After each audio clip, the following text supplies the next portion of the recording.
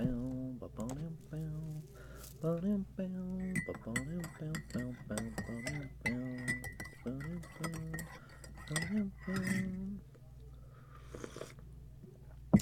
we're live. We're live. Hey, howdy, hey. How's it going, y'all? Let's see. Hello, ladies and gentlemen. It's a pleasure to see you here today on this flabtastic Sunday. My name's Dustin Cormier, and welcome to How to Rock Spirit. Oh, shit. Microphone. That's important. Just getting all my shit kind of figured out here today. It's a pleasure to have you here joining me today talking about the year of the goat, or any sign emphasis of the goat in your Chinese chart, with Virgo and Gemini sun. That's the particular emphasis. We emphasize the sun signs because that is the intention of the authors whose books we're going to be reading today. My style is that I talk a little bit about the signs in my own presentation, and then we read scriptural texts to get another author's intention of the energies that we're talking about. So welcome to the show. I'm going to be working on, eventually, I'm moving into a new place soon with lots of like hippie people like me, and I'm going to be getting out of this delicious basement that I've always loved, but I'd rather be living with other people, even if it's like a house with like less room, and like, you know, living with people is just a different bag. And so I haven't been able to schedule these podcasts in a strict schedule, but I'm going to be working on doing, like, you know, if I could do these podcasts like once a week, that'd be the fucking tits. That would be nice. Now, as usual, when we do a podcast, I stick my face in front of the camera and get all intimate and creepy on you guys so that I can sign in, so that we can see your comments as we go along live. Getting there, yeah. Of course, this is a live stream, and the vibe I like to keep up during a live stream is that you guys can feel free to make any comments, and I'll do what I can to try to address them. Oh yeah, I got some colorful eggs pooped out for sure, Nay. Thanks for asking. It was a good Easter. Me and my fam jam hung out on Friday. Yeah. Me and my fam hung out on Friday and had just a good Easter dinner. My mom's a fucking saint. She works her ass off to make the dinner and everything like that for everybody, not just like my family, but like neighbors around and shit. My mom's just like that. Okay, well, without further ado, ladies and gentlemen, we have got a go to talk about today. I've got a whole presentation that I'm gonna give, and then at the very end, we're gonna break this video, and we're gonna talk about the specific combination of Virgo sun in the year of the goat, and then Gemini sun in the year of the goat, or whatever order my fancy flies towards. So, to get started, ladies and gentlemen, I always like to start off with this little picture, because I like for people to know the consciousness of the filters through which you are hearing the eternal knowledge of the Veda described through astrology. You know, metaphysics is what it is. Astrology is an exact science, but it's important for us to consider the content of the consciousness of the person who is translating the symbols and figures. And I'm trying to be as open as possible about my style and my vibe. I'm a Leo ascendant, so I'm a fucking goof. The Sagittarius moon is also pretty goddamn goofy. I got Scorpio sun, and that tries to keep me on an even keel. I am born in the year of the goat, as we can see here. So, if you're looking to see what a part of the whole goat vibe is, you're looking at it, sunshine. I'm also born in the month of the boar and the day of the water horse. This ought to show you that there's more to your Chinese sign than just the year sign, in the same way that, you guys can see me? There's more to the Chinese astrology than just your year sign.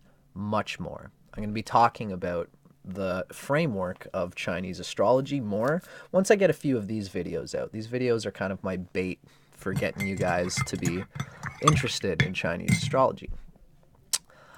The year sign has to do with like your grandparents. It has to do with like your culture and how you... It's like a value system that you kind of ingrain at like a back layer of your psyche in a way. When you talk to me, what you're really seeing is the water horse. Hi, I'm Mr. fucking horse guy. And, you know, I'm just excitable and like I like to say things as I feel them. And the year of the goat comes through as more of this like openly willing to communicate about psychology, about other people. I'm very subjective minded, and often when I hear anybody talk, I'm just thinking about their psychology and where the wisdom is coming from. That's a kind of a year of the goat thing. So anyway, this is me. Hi. The day stem, as I always like to say, the stem, the element of your day sign is the most pinnacle expression of what you are in Chinese astrology. I am the water horse, which means I'm yang water. It's a deep reflection of everything that I am. And we'll talk about that when we get more into Chinese astrology.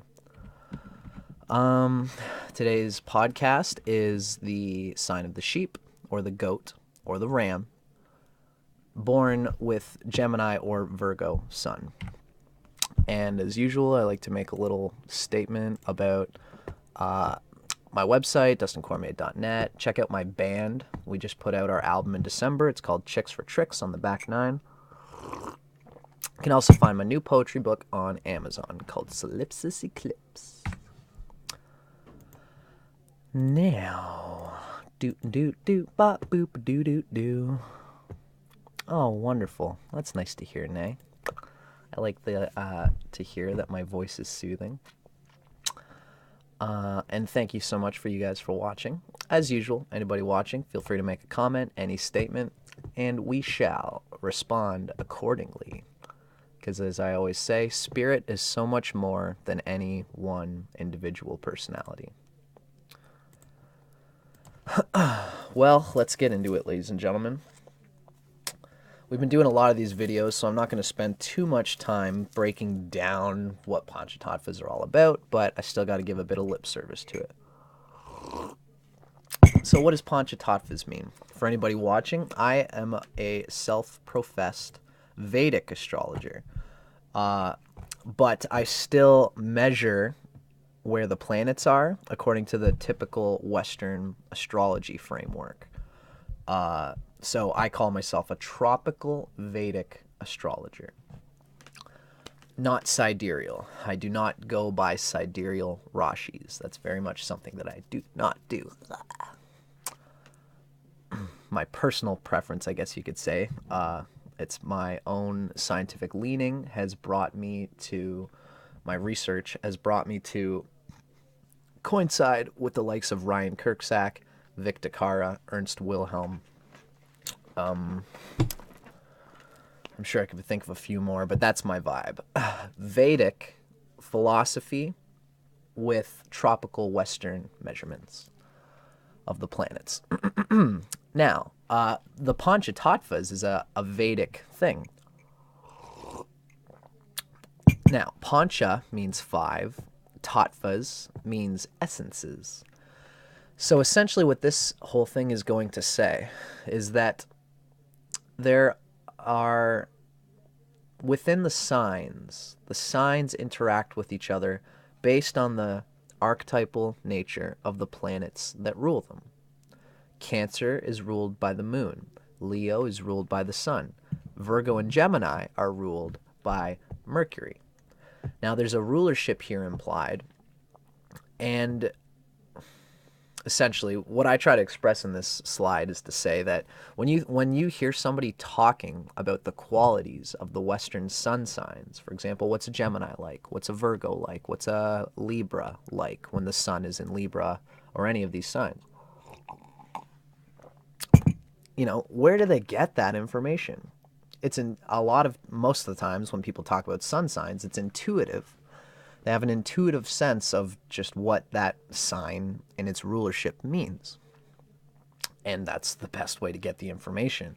Because if you do it from a Western framework and just say, well, Gemini is a mutable sign and it's an air sign, so that perfectly defines everything that it is. It also has to, you know, there's more to it than that. There's also where Gemini is in the cycle and what its position in the evolutionary cycle of the 12 signs represents. This particular dial, this is like a dial that's going on top of all those other dials. This goes to suggest that, for example, Mercury has a certain relationship with Jupiter, and Mercury also has a certain relationship with Venus and the Moon in particular. We can see there's an arrow pointing at Mercury if you see this triangle here. Okay. How strong your Mercury is going to reflect on how you deal with Mercury as a Virgo and a Gemini sun. So we're getting down to like what's called the essence of the planet that rules the sign, right? Talking about Gemini and Virgo. We're just getting down to the essence of what Mercury is as it relates to the other planets. It's a different way of thinking about the signs as well of the planets. And I invite you to just consider this as a new way of informing yourself as to the qualities and natures of the sun signs. Now, this is a slide I always show. I kind of got this from, I'm in Ryan Kirksack's Astrological Apprenticeship Program. I'm on year 2 now. We just finished Shadbala, and I'm sure that I think at the end of this, I say, don't forget Shadbala and all that stuff. Yeah. So, feel free to pause this in your own time and just digest what this is saying. I'll just show you this, pause that, check that out, pause that, check that out. Now, what's kind of going on here is when we talk about the nature, what I'm trying to do is I'm trying to show that there's so much more going on in astrology than just your sun sign. If you are a Virgo or a Gemini, sun, if you have the sun there are really 2 main concerns that you have to consider. Number 1 is the sun. We're talking about the sun right now, okay? The sun, when you think about the planets from a geocentric perspective, that means that the Earth is the center of the universe. And it is, from our perspective. A lot of astrology has been predicated on observing how the lights of the planets go around the Earth from Earth's perspective, even though, of course, we're actually rotating around the sun. It's important to consider that everything is revolving around the sun. It's like just like how everything revolves around the spiritual nature that you express unconsciously, how you project yourself in reality is the sun. And everything in your life has to spin around that. You know, it's like whatever you are, how you project yourself to be is what you're going to go towards. The sun is the king of the chart. And the nature of the king is going to express through the kingdom, through your energy field in every regard. So wherever your Mars is, it's going to be affected by where your sun in Gemini or Virgo. Wherever your Venus is, it floats around the sun in Gemini or Virgo. But the sun is only just one planet. Now, where the sun is in your chart, by house, by sign too, obviously, and also the aspects to the sun, are all important definers of how your sun energy is going to express itself. So when we see any reading about the sun in Virgo or the sun in Gemini, there are we hear the expression of the sun coming through Gemini, and there are good qualities and bad qualities. Every sun sign has the potential to express negative and positive qualities. How do we know, A, that the person is going to express the positive attributes of Gemini sun, for example? Well, number one, the whole chart has to do with it. You could have the best sun in the world. You could have the sun being aspected by Venus in trine Jupiter and in like its own sign, Leo, and it could be super fucking great. But if you don't have a strong moon, then there's going to be holes in the cup. Your emotional reality is not going to be able to hold the potential for that sun to express itself. So you have to consider the whole chart when thinking about how a person expresses their sun nature in Gemini or Virgo. That's number one. Number two, that's assuming that the sun is great. But what if the sun has an aspect from Saturn? The sun does great in Gemini, and it's good in Virgo too. The closer the sun is to Cancer, it tends to express more strongly. That's like a Vedic thing. Also, where the sun is by house placement has to do with the strength of how the sun can express itself. If you're a Gemini sun, and let's say that your rising sign is Pisces. Gemini is the 10th house from Pisces. So if you've got the sun in Gemini and you've got a Pisces ascendant, it's a great place for the sun because the sun is in the 10th house. That means when you were born, it was probably noontime.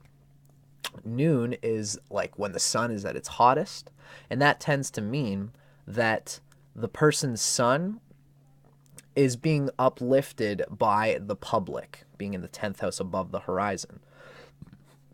The sun does better when it's being pushed by all external circumstances to go towards that which its ultimate nature implies, its performance, its confident expression in the public, for the public. The sun expresses itself the best there in the 10th house.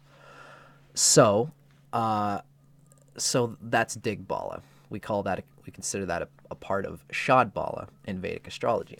And the sun is strong in the 10th house. It's weak in the 4th house. The closer the sun is to 4th house, the more the ego projects its nature in order to protect its emotions, which the sun is not. The king is not supposed to be thinking about its emotions. The king is supposed to be thinking about what's best for the country. The moon does well in the 4th house, because then the queen of the consciousness is making sure that the king has all it needs to be emotionally stable in order to keep being tough and doing what it does as the king. So consider all this, Sun closer to the 10th house is stronger. The sun with aspects to benefic planets is stronger. If you have an aspect to Venus, if you have an aspect even to Mercury, if Mercury aspects the sun, Mercury provides a mental encasement to expand upon the needs and desires of the sun. So that makes the sun stronger. If your sun is ill-placed, like if it's in the 4th house, if it's conjunct Saturn, if it's got an aspect from Mars, even though Mars is a friend, it's still a malefic. All these things are going to make the sun nature a little tougher to express through Gemini. So when we read about the sun in Gemini or Virgo, we have to consider that, like, you'll hear the nature of, like, oh, a person born in the year of the goat with a Gemini sun is going to be like this. They're happy. They tend to be good communicators. They like to laugh. They're very artistic and sparkly. And you might read this and be like, this really doesn't sound like me. It sounds like something I could be, but it's just not something I've ever seen in myself. This is why context is important. There's so much more to astrology than just the sun sign. You can't just read your sun nature as a Gemini and say, that's what I am. Great. And then you try to be that, and maybe your sun has difficulty expressing itself, and you get frustrated. Why did this book say that I could be Mr. fucking Sparkly Guy, and it's not coming through me, In which case, if you have a harshly aspected sun It just means that you have to bring consciousness to it and use the other strengths in your chart to help bring you to integrate your sun nature. If you got a strong moon, you're emotionally happy, you got good things in your life, use that. Take some of the excess energy from your stronger planets and try to compensate for your weaker planets by integrating those planets consciously in your life in whatever way that you can. So that's the whole reason for this whole thing right here. This page is kind of a description that describes the dignity of the sun, the prosperity of the house that the sun is in, too. So wherever Gemini is from your ascendant, it's a house, and you have to consider the damage that's being done to that house. If you have bad planets aspecting it, if you have malefic planets in that house, it's going to give the sun, because the house is like the field through which the planet wants to grow. The planet is a seed with potential, and the house and the sign are the field, which is the soil that allows the potential of the planet to grow. And it's tough for a planet, even if it's very strong, to express itself in a field which is weak, right? So check for the prosperity and the annihilation of your house, and also consider the Shadbala, the Lajatati of Ashtas, and the Gemini aspects. I wanted to really put this particular slide. It's important for people to know that there's just so many there's so much depth to astrology. And so there should be. Human beings are complex things. You could have a great planet in the houses. It's got aspects to Venus, and it's like in its like ruling sign, and everything could seem perfect in the chart placement. But if you look at the Shadbala, which is like an internal seed potential, and the Shadbala is weak for a planet, it's not going to be able to express the potency promised in the environmental situation of the planet.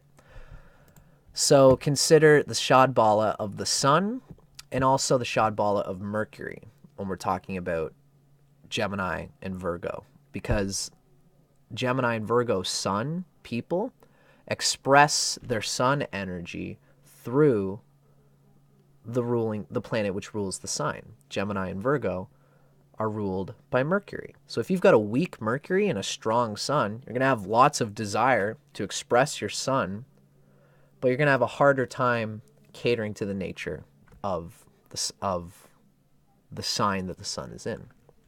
So these three techniques are whole different universes of showing the strength of the planet, and all these have to be taken into context when you consider a reading of the sun sign. Feel free to read this. This is just basically saying whatever your signs are, you'll be able to use them constructively if you give it up in spiritual service to the transcendental self, which is the base plate of consciousness for every sentient being. If you can if you can come to realize that there are desires in the human biological ego complex which are not conducive to your ultimate evolutionary growth, then you have to put in the diligent effort and suffer a little bit, embrace your Saturn and your Sun, and cut off those hungry parts of yourself that you've let go in past lives. When you start to consciously integrate the most logical expression of your neurological energy, you can heal anything in the chart through self-realization. So we're going to be listening to the nature of Mercury at its like basic elemental essence. The whole point of all this shit that I'm saying here is to suggest that when we read about Mercury in the Graha Sutras book, which comes from Ernst Wilhelm, when we read about the nature of Mercury, you have to consider whether the sutras talk about Mercury at its essence, its purest form. Now, the placement of your sun, the dignity of your sun, and the dignity and placement of your Mercury, and all the aspects, are going to define whether or not, you naturally express the most positive qualities that we read in Mercury. when we read about the qualities of Mercury, the Earth Pancha Tattva, it says lots of things. They're well endowed with camphorous and lotus smells. They enjoy themselves. They're firmly happy, strong, patient. They have a lion's roar. That's all cool stuff. But these are all positive expressions of the essence of Mercury if you can express them. Not everybody's going to be able to fully express these all the time. The Shadbala of Mercury is hugely important, and the dignity and Shadbala of the Sun is going to define whether or not this pure nature will come through naturally for you. Okay, now we're about to talk about the dignity of the Sun. Oh, wonderful, Goosey. Nice to see you hanging out with me. Cool. One Virgo Sun. Thanks for joining us, pal. Ooh, I'm not falling for that one. Yeah. Now, what is it that makes the Sun at its strongest? I don't know if you can see. Damn, I can't tell. But the Sun, every planet. Okay, so each planet is a horse pulling the chariot of the soul. Each one of the horses has to do with the pulling that draws us forward to destiny and fate in life. Now, if each of these are a horse, it's logical that each of the planets, each of these horses, does better in certain terrain than the other horses. Okay? Certain horses can even be grouped together. Sun, Mars, and Jupiter tend to work with the same terrain, which is like excitable, inspirational, noble, idealistic sort of terrain. When we're dealing with that, when it's like I've got to do what's best for me and my family and my people, and I've got to sacrifice and self-surrender for the sake of something higher than myself, that tends to be Sun, Jupiter, Mars territory, and they do well there. Okay? Now, the Sun coming through Gemini and Virgo is neutral. Not a bad place for the Sun, not its favorite place, but certainly not its least favorite place. So this is a cool place for the Sun to be. In Gemini, Mercury is a neutral sign for the Sun, which means that when you have the Sun in Gemini or Virgo, it's not a bad place, really. The Sun does well naturally in Gemini. The nature of the king of any chart, of any kingdom, knows how to deal well with organizing time, typically. It's not their favorite thing to do, again, but they can do it. They can be good at it. Especially the Sun is inspirational, and Gemini is like fun and likes to have games. And the Sun can be pulled forward by this light-hearted touch that Gemini and Virgo can tend to have. So it's not a bad place for the Sun. Now, Mercury's placement is going to define hugely your capacity to express yourself through Gemini or Virgo Sun. The Sun, your ego, your king, concentrates much of its ego energy through Gemini or Virgo, which tends to mean through a mental awareness of the aesthetic of things, of the logic of things, and of the constant mercurial management of every little moment coming along. Gemini and Virgo are very expressive naturally. So if the Sun is in Virgo and Gemini, it makes sense that the Lord of Gemini or Virgo, being Mercury, would, if this is another horse pulling the chariot. It's almost like, it's like the Sun is a horse pulling the chariot of the soul. Now the Sun, as a horse, has another horse pulling it. Okay? This is just the metaphor I'm working with at the present moment. The chariot of the Sun is the lord of its sign. In this case, we're talking about Gemini and Virgo. So the Sun's capacity as a horse to pull you, the soul, also leans on its horse's capacity. Now, Mercury is pulling your sun. Of course, that means that the strength of the sun as a horse is going to depend on the Mercury's ability in the terrain. So if you have Mercury in one of its friends signs here, we can see that Mercury is good friends with Mercury, the Sun, and Venus. Mercury is neutral to Jupiter, Mars, and Saturn, and it does not do well in the sign of Cancer. So if you have Mercury in Gemini and Virgo, Virgo especially is its exaltation point, that means that your mind is lighthearted. It won't... The sun in Gemini or Virgo expresses itself best when it is putting just enough time and effort into each little thing that it does. It's all about the details with this Mercury-ruled sign. So if your Mercury is consciously trying to be logical about how much energy it puts into each effort that it does, it's going to get very good at it. And it's eventually going to be Mercury in Gemini and Virgo are also very confidently vocal about its own needs, about communicating its own needs, as well as being objective about expressing the needs of others when others don't feel inclined to express it. Let's say if you've got Mercury in Virgo, where it's exalted, and you also have the sun in Gemini. Oh, that wouldn't make sense, because let's say you have the sun in Virgo, and Mercury is in Virgo too, hopefully not combust the sun. This means somebody whose ego feels good, the king feels like he's doing his job when this person is organizing everybody's energies efficiently and in a balanced and objective way, which keeps everything light for everybody without getting emotional complications mixed up.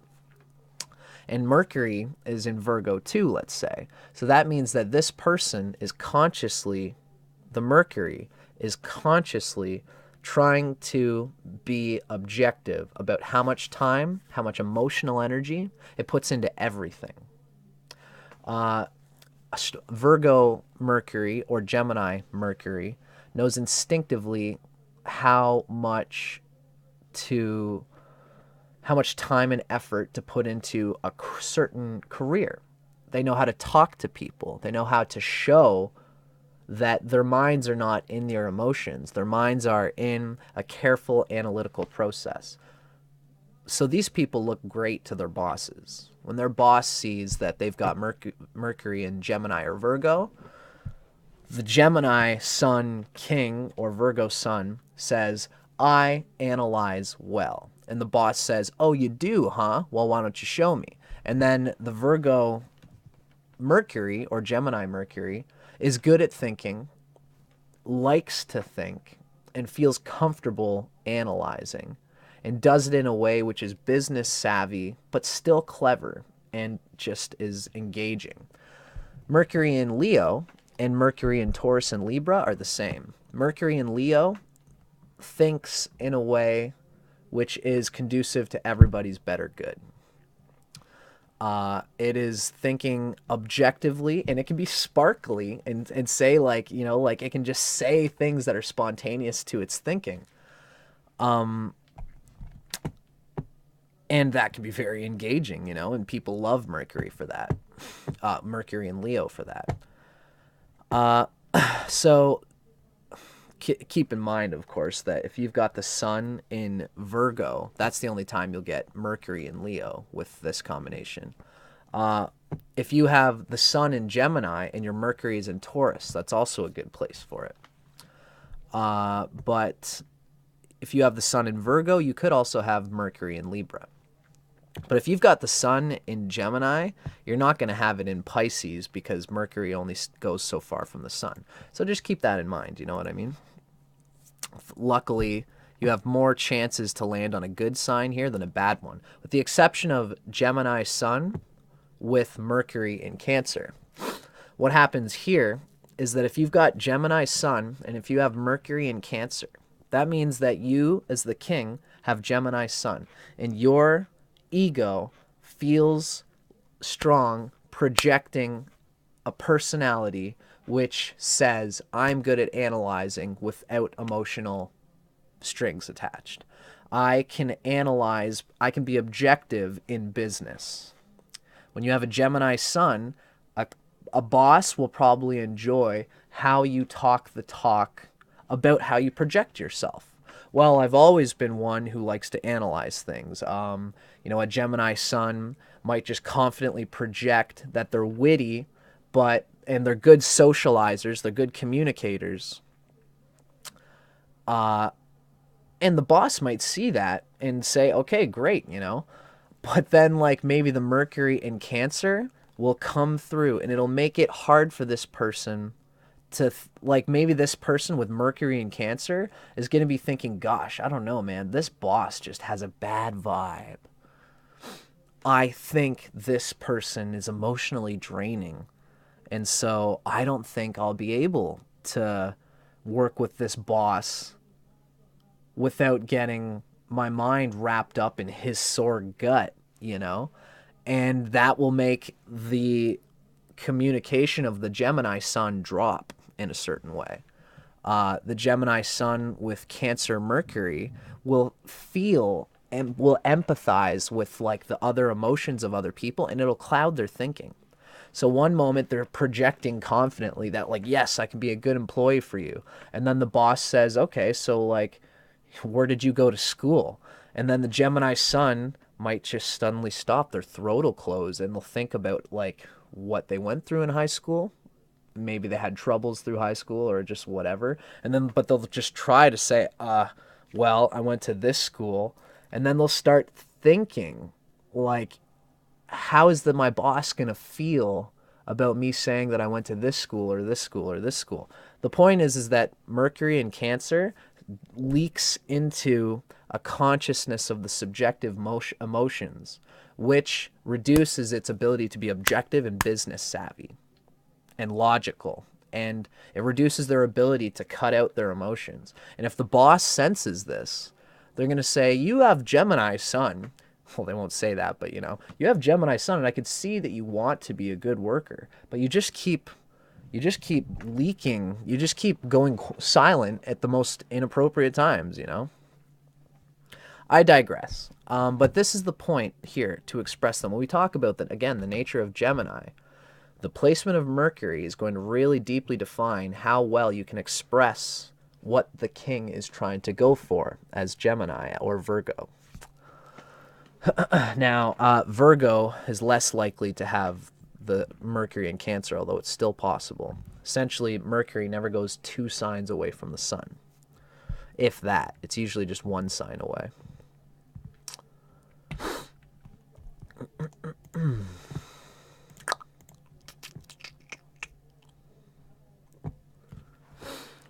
Hi, High Priestess. Nice to see ya. Taurus Sun, Aquarius Moon, Gemini Rising. Groovy. Nice to have you here. Gemini Rising will also get something out of this video, especially if your Mercury is in Gemini or Virgo, especially. Because then your chart ruler is going to be coming through the archetype that we're describing today, which is Gemini or Virgo. We're talking a lot in this initial video about just the pure nature of Gemini, and you'll get a lot out of that too. But at the end, we're going to be talking more about Gemini and Virgo Sun specifically, because this is a sun sign reading at its basic nature. But thank you for joining. And Miss Hollywood USA, nice to have a little bit of Hollywood here with us. Groovy. Taurus Mercury, perfect. That's a good place for Mercury, like we just noticed, right? Taurus Mercury is a friend. So Mercury does well in Taurus and Libra too, because they are thinking, Mercury in Taurus and Libra is thinking about the other person's needs, thinking about empathizing and communicating with the other person, but it doesn't come from the same emotional place as it does with the moon. Mercury in Taurus and Libra wants everybody to feel good. And Mercury is good at being a great socializer when it's in Taurus or Libra. It's objective about it. They think logically about what would make everybody feel better, and everybody can sense that they're thinking about that. And it's a breath of fresh air for anybody working with Mercury in Taurus or Libra. They're communicative, and they're thinking about what everybody wants. Cancer, the Mercury in Cancer is different. They're thinking about, they just have a natural intuition that what they're doing might not be good enough, or what this person's doing might not be good enough.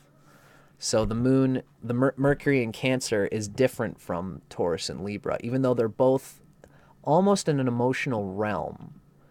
But Taurus and Libra are not really emotional. They're mentally objective about emotions. Whereas Mercury in Cancer is emotional. And their mind will be clouded by silly emotional things that have nothing to do with the business that's meant to be done in the moment.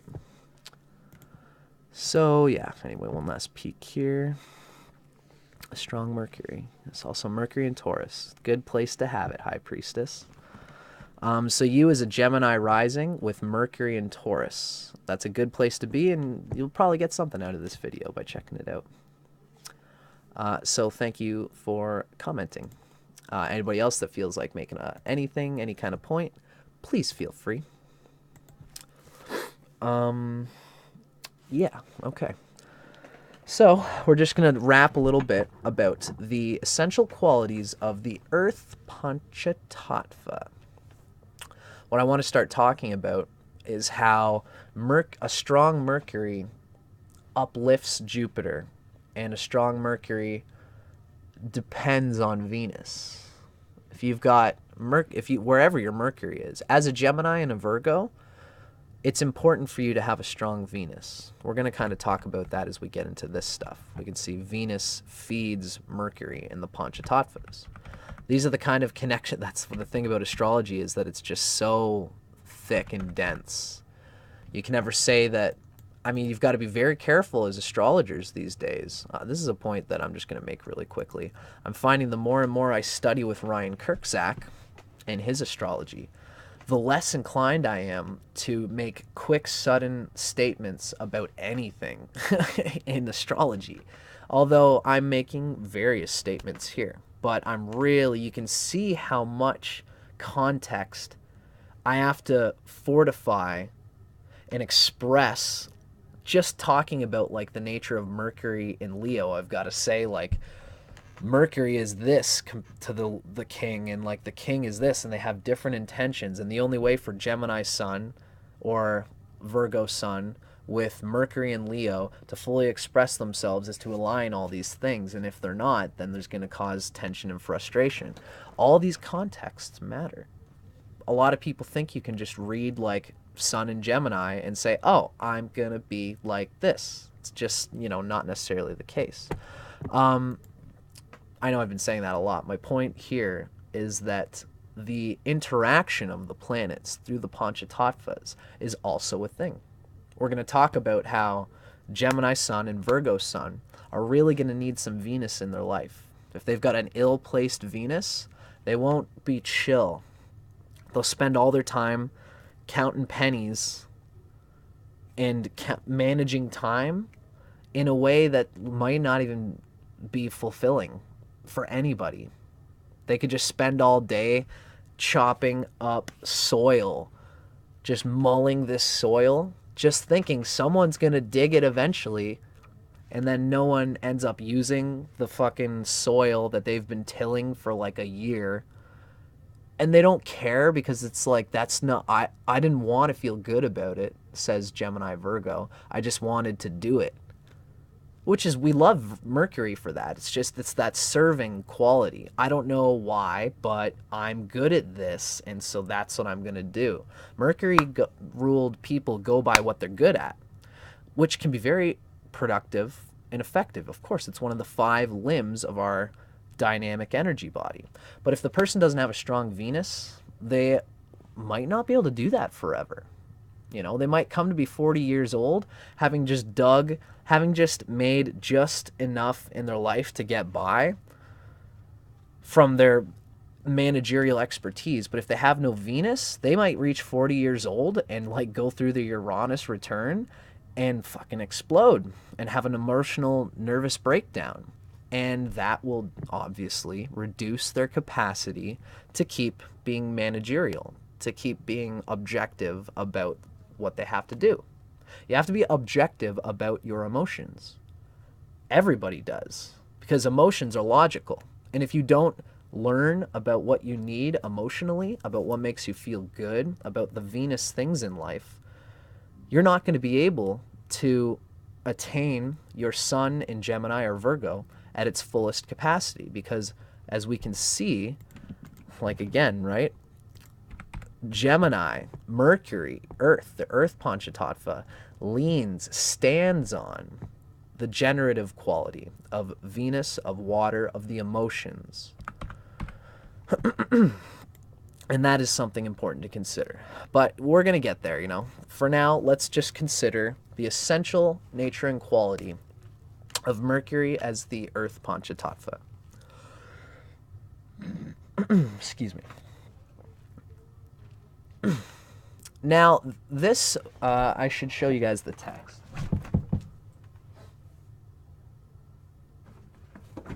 This little ditty here comes from a very important and special book to me. It's called Graha Sutras, The Planets of Vedic Astrology, by a guy named Ernst Wilhelm. If you're not into this fella yet, you should be. This book is just such a game changer. It's got so many insights. I mean, what he's doing is he's taking this from old Vedic texts, like from Parashara, Brihat Parashara, Horashastra, and just several of these old sutras, which are, you know, fermented strands of alchemical astrological wisdom, which has been sitting and stewing in Vedic and Hindu culture for like thousands of years.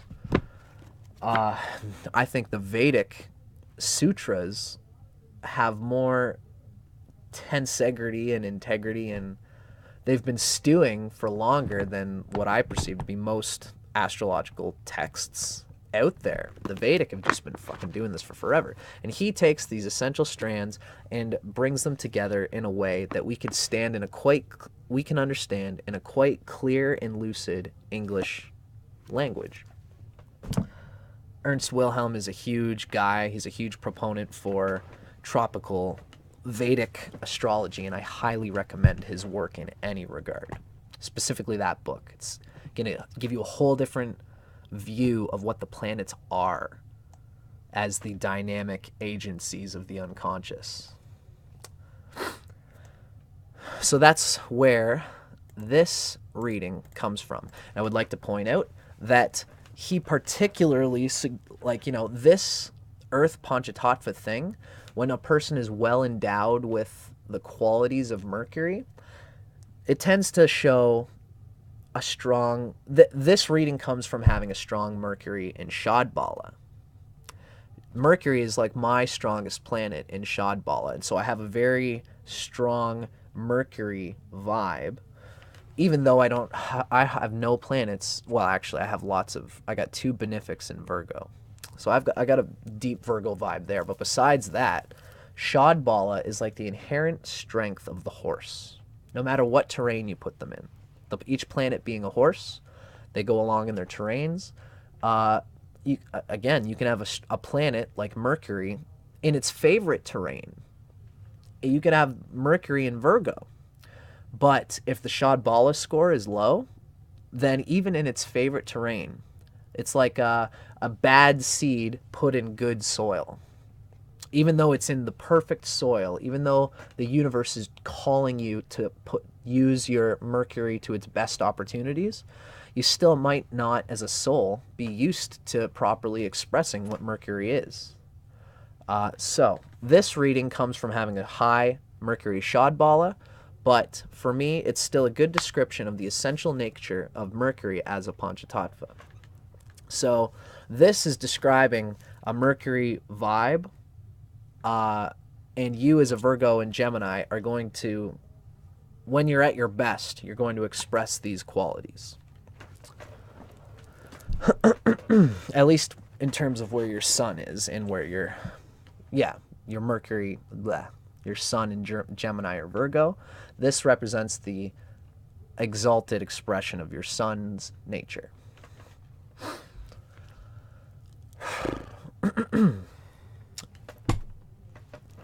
Need water. From Ernst Wilhelm's Graha Sutras. The earthly natured person.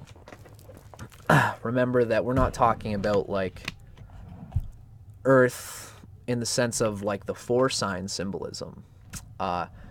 Typical astrology has fire, water, earth, and air. We all know that from Western astrology. The Pancha Tattvas is a whole different thing. So when we talk about Mercury as earth, we're not talking about Virgo, Capricorn, and Taurus. We're just talking about the nature of Mercury.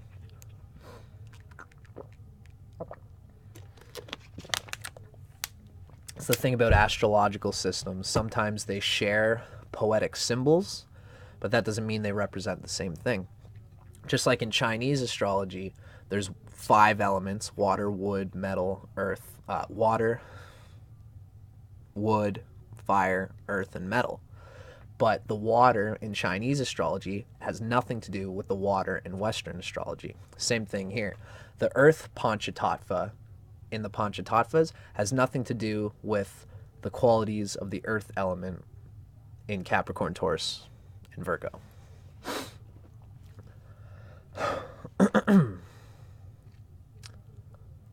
Now, the earthly natured person is well endowed with camphorous and lotus smells, one who enjoys, firmly happy, strong and patient with a lion's roar. I'm happy to announce again that Mercury is like one of my highest planets in Shadbala. So you notice about me is that I love to enjoy. I've built things up in my life so that I can be firmly happy, and I express it. I mean, there's other things in my chart. I got Leo rising, I'm day of the horse. But when I tend to be pretty happy. I've been lucky to be very happy in my life, and I love to enjoy and just like have fun, and I'm goofy, you know? And I got that blah sort of like goofiness, and part of it comes from Mercury in me being strong and expressing itself in this playful way. Because Mercury being my highest Shadbala planet, I reek of it, you know? So just something to consider.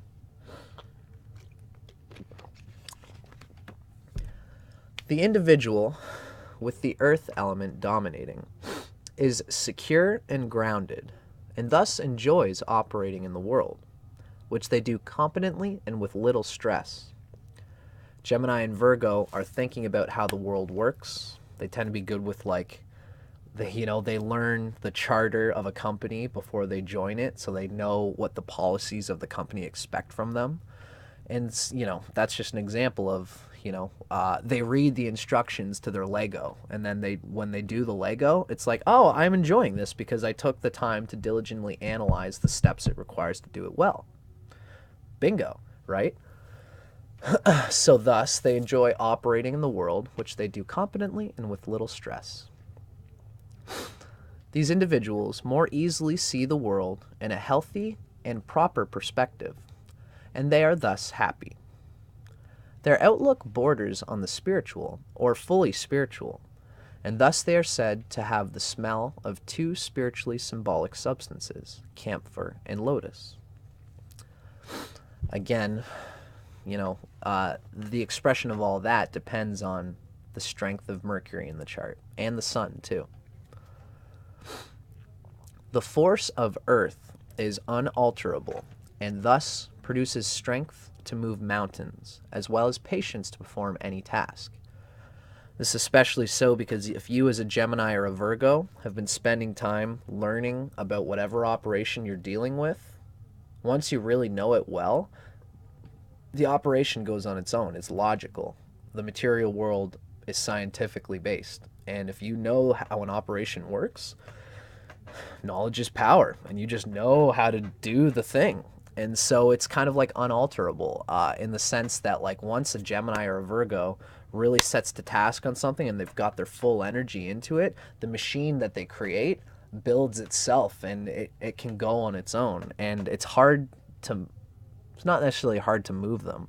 A good Mercury person can have the best thing in the world going, but if their logic tells them that they can be better, they'll let it go. Okay, that's fine. I'll play the game. I'll drop that ball if it means I have to grab the next one. That's how juggling works, right? But when it comes to them having some operation to do and they're really on it, it's going to be hard to shake them loose from it because their mind is connected to the knowledge of how the operation works. It's hard to shake them. And these mercurial, earth-dominated individuals have a lion's roar, which refers to the fact that which they say is important and generally acknowledged. The listener will usually have regrets if what the Earth Pancha Tattva individual has to say is not acknowledged. Timid or shy Earth-dominated individuals may not speak much, but when they do, their words will prove important. That probably caters more to the Virgo than the Gemini. Gemini tends to say too much, if anything. With Gemini, I find that they have the lion's roar. If they've got like a loose, leaky Mercury in like, an enemy sign, like let's see what those were. Cancer was the big one. So, if we've got Gemini with Cancer Mercury, they'll probably say a lot, and they'll say blah, and they'll probably communicate, especially from an emotional place, a lot. And that will really frustrate the fact that the Gemini sun has a lot of good to say.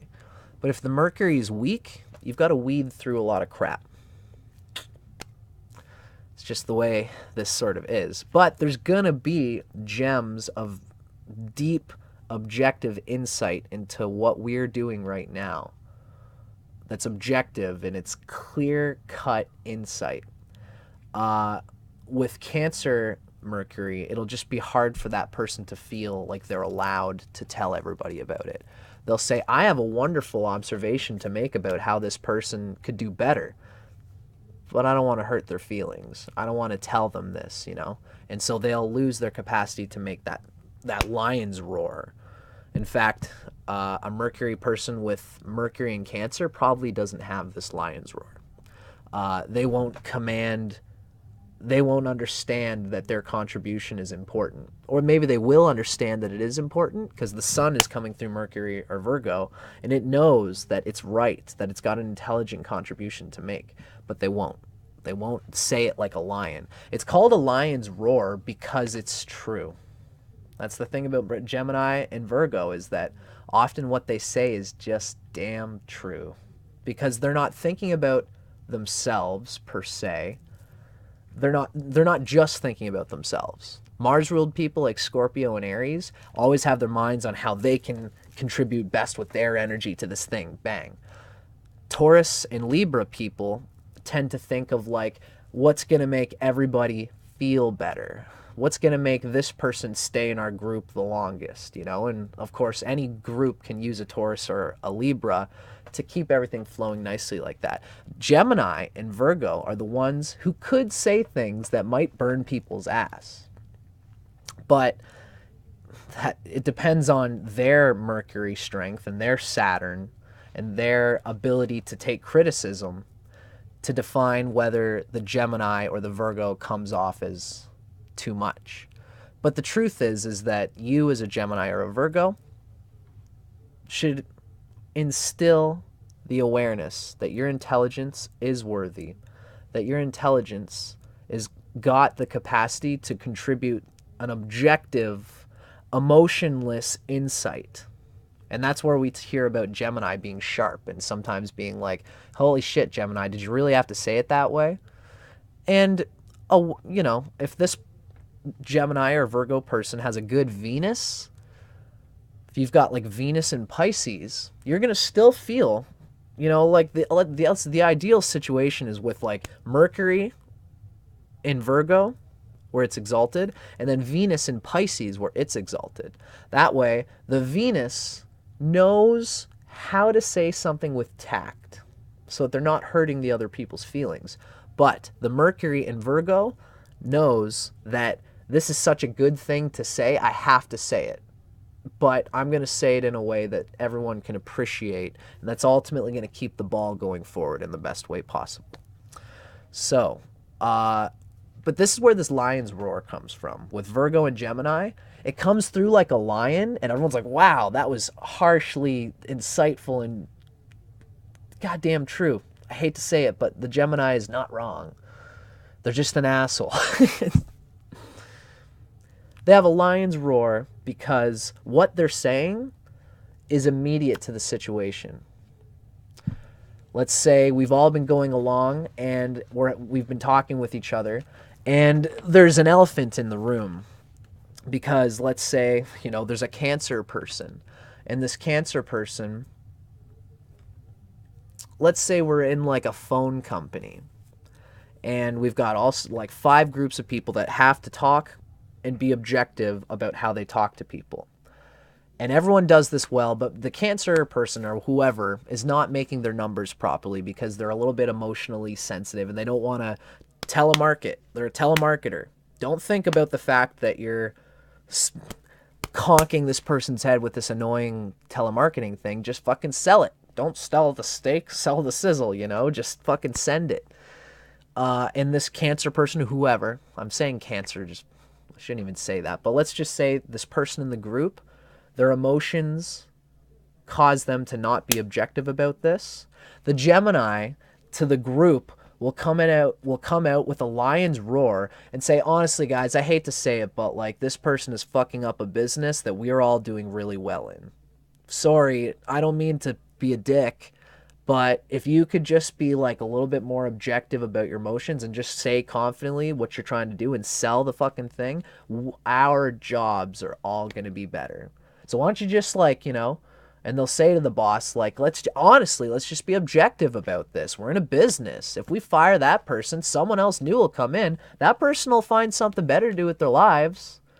They're not made for this phone thing, Either that, or they won't necessarily do that. But they could just say to the person, would you just fucking get with the program already? And it's a lion's roar because it's immediate to everyone's objective emotion cut situation. And that's incredibly useful. So that's where Mercury at its best is on Earth. This is why it's called the Earth Pancha Tattva. It's not thinking about my subjective emotions. It's not thinking about ego. It's why we love Gemini. It's because, you can have a Gemini who can have an ego or whatever. It's like they got like Leo rising or something like that. They're going to really identify with the lion's roar part of all this. But essentially, Mercury at its strongest nature is not thinking about the ego. They're not thinking about the other person's ego, and they're not even trying to inflate their own ego. They're just trying to say what's fucking going down, objectively and honestly, for better or worse. An ill placement of Mercury sometimes will have this mentality, I know what's best for everybody, but sometimes it actually does come through with ego, depending on where Mercury is, right? Or the strength of the sun. If the sun is being tackled by Saturn, if you've got the sun in Virgo and Saturn is in Virgo, this person has probably always been told, don't talk so much or don't be so critical. And then there will be times where they're like, I have to. And then the sun is trying to fight Saturn in that moment. So then the Saturn in them is making them resist their capacity to contribute intelligently. And Saturn is making them resist that. Their parents and society has always told them that they shouldn't be so objective and critical. And so they quiet themselves from that. But the sun now has an ego that's learning to express itself. And this has nothing to do with the signs. When the sun and Saturn are together, forget about the sign. The sun needs to learn to balance itself with the Saturn. The Saturn will be the black hole sun that swallows the sun. And then eventually this person will be like, 25 years old, and their Saturn return will come. And they'll say, okay, I've been repressed long enough. I deserve to be just as strong as everybody else. And so now this is happening. And that's when Mercury can also lose its objectivity, because now we're talking about the sun is coming through trying to establish its own ego, and it has to do it through Virgo because the sun and Saturn are in Virgo. And so this person will suddenly come through and say, look, I know I'm just as important as everybody else, so here's my fucking contribution. And they'll lose their objectivity. Everyone will see that not from the guileless, agendaless Mercury place, but they'll see that as like, wow, this person's really trying to prove something. You know, this is the real repressed sun coming through in sharp malefic tones. So just consider all this, you know what I mean? The essential point I'm trying to get here is that Mercury at its strongest nature has a lion's roar because it's speaking objectively to the organization of energy that we all share in any moment. And that's what gives Mercury its strength in any person, in any individual, let alone a Gemini or Virgo sun in a group. That's what we love them for. Now we're going to talk a little bit about the Pancha Tattvas. How's everybody doing? Now you guys are going to look at my face because I've got to sign in.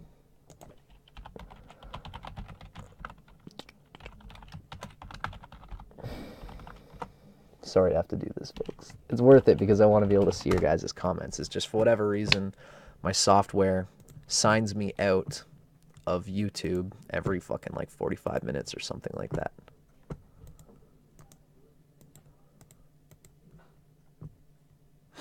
Yeah. Oh, cool. That's groovy goosey. Mercury and Taurus. Oh, cool. Miss Hollywood's got Virgo rising. Beautiful. So you should get something out of this video too, Miss Hollywood. Venus and Aries. Groovy. Okay, folks. Thank you for making your comments. Now I'm just going to do the Leo rising thing here and just make myself look fabulous. And I'm going to go to the bathroom. I'm going to go pee real quick, and then we're going to talk about how Mercury relates with Venus and Jupiter, as I was saying.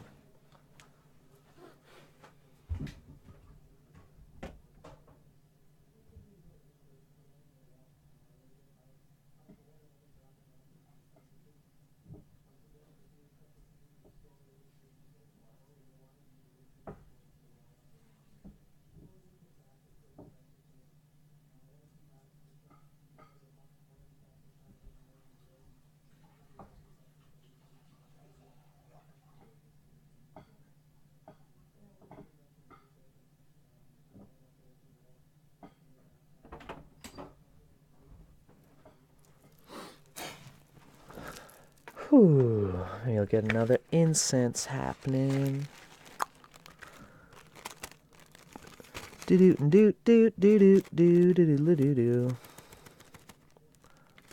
gonna get some smell aesthetic happening. As I said, Mercury happens to be basically my highest planet in Shadbala. And I like to have some nice atmospheric smells happening when I'm rapping about stuff. So, we've just talked a lot, actually, about the essential nature of Mercury. And that went well, actually. I'm pretty happy with how that whole conversation went. Monologue, I guess I should say.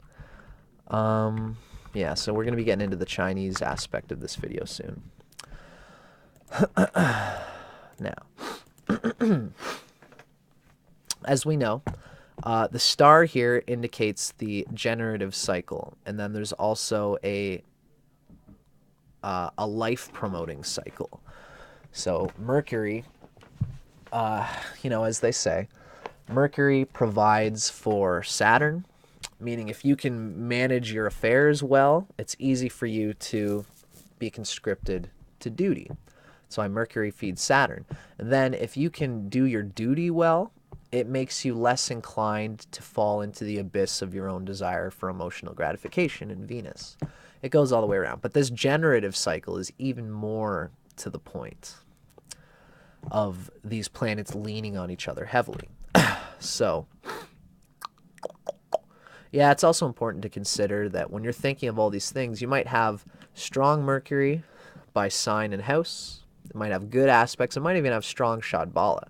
But if you're in a Dasha that's draining to Mercury, like let's say if you have a very weak Venus, even though your Mercury placements are great, but you have a very weak Venus. Let's say your Venus is in Virgo. It's in the 10th house, which is not good for Venus. If it's got an aspect to Saturn, whatever it might be, and you come into your Venus Dasha period, you're going to amplify your emotional state, and the Venus will, since if you have a weak Venus, maybe you've never taken the time in your life to enjoy yourself, to give yourself space in between the mercurial management moments. If you have Venus Dasha, you might get like ill. You might actually have a sickness if you've got a weak Venus in your Venus Dasha. And it will reduce your capacity to be business centered and objective. You might even have family issues. You know, you might have trouble with your wife, and if your wife is like ready to leave you at the door, you're not going to be able to go to your boss and think clearly about what you can contribute to your group if your fucking wife is leaving you. Like, you know, unless like that's your thing. But once your wife and your kids leave you and you go home and like, you know, you've lost your partner, you've lost your capacity to have the house that keeps you together, that's going to clearly damage your capacity to be objective about what's happening in your group and on planet Earth and in your management of whatever you got going on. If Venus is particularly healthy, that's why it's important for anyone, Gemini or Virgo, anyone with any placement prominent in Gemini, or Mercury rather. It's good to have a strong Venus, because then you are easily satisfied and your senses are thus unperturbed. This empowers Mercury to feel accomplished and successful, as all one's needs are more easily met. If you're a Gemini or Virgo and you consider it your job to communicate important directives to your higher ups or your subjects at your work, and if you don't have the lovely Venus humming blissfully on your nervous system in your memory, then you're going to go and you're going to give those directives, and you're probably going to clench your teeth a little bit and say, fuck, you know, we've got to do this thing. And people are going to smell it. Even if you're super intelligent about how you come across well, people are animals still. And they're going to sense, no matter how you could have the best Mercury and you could think intellectually. You could read the book on social cues, which make you seem more confident and happy. You could read in a book, mentally, knowledge Mercury, that says, stick your chest out, look confident, talk with a powerful, commanding voice. And you could go to people and you say, this book taught me to talk this way, and so we're going to have a good, healthy, positive, emotional conversation. And people are going to be looking at you, and what you're expressing, what you're radiating at the neurological layer is not going to be the same as what you think. If you just got a weak Venus, if you don't have the lovely memory of enjoying life, of feeling satisfied, of giving yourself the emotional fortification that everybody needs to deal well, then when you go and do your Mercury thing, you're not going to have the same luck.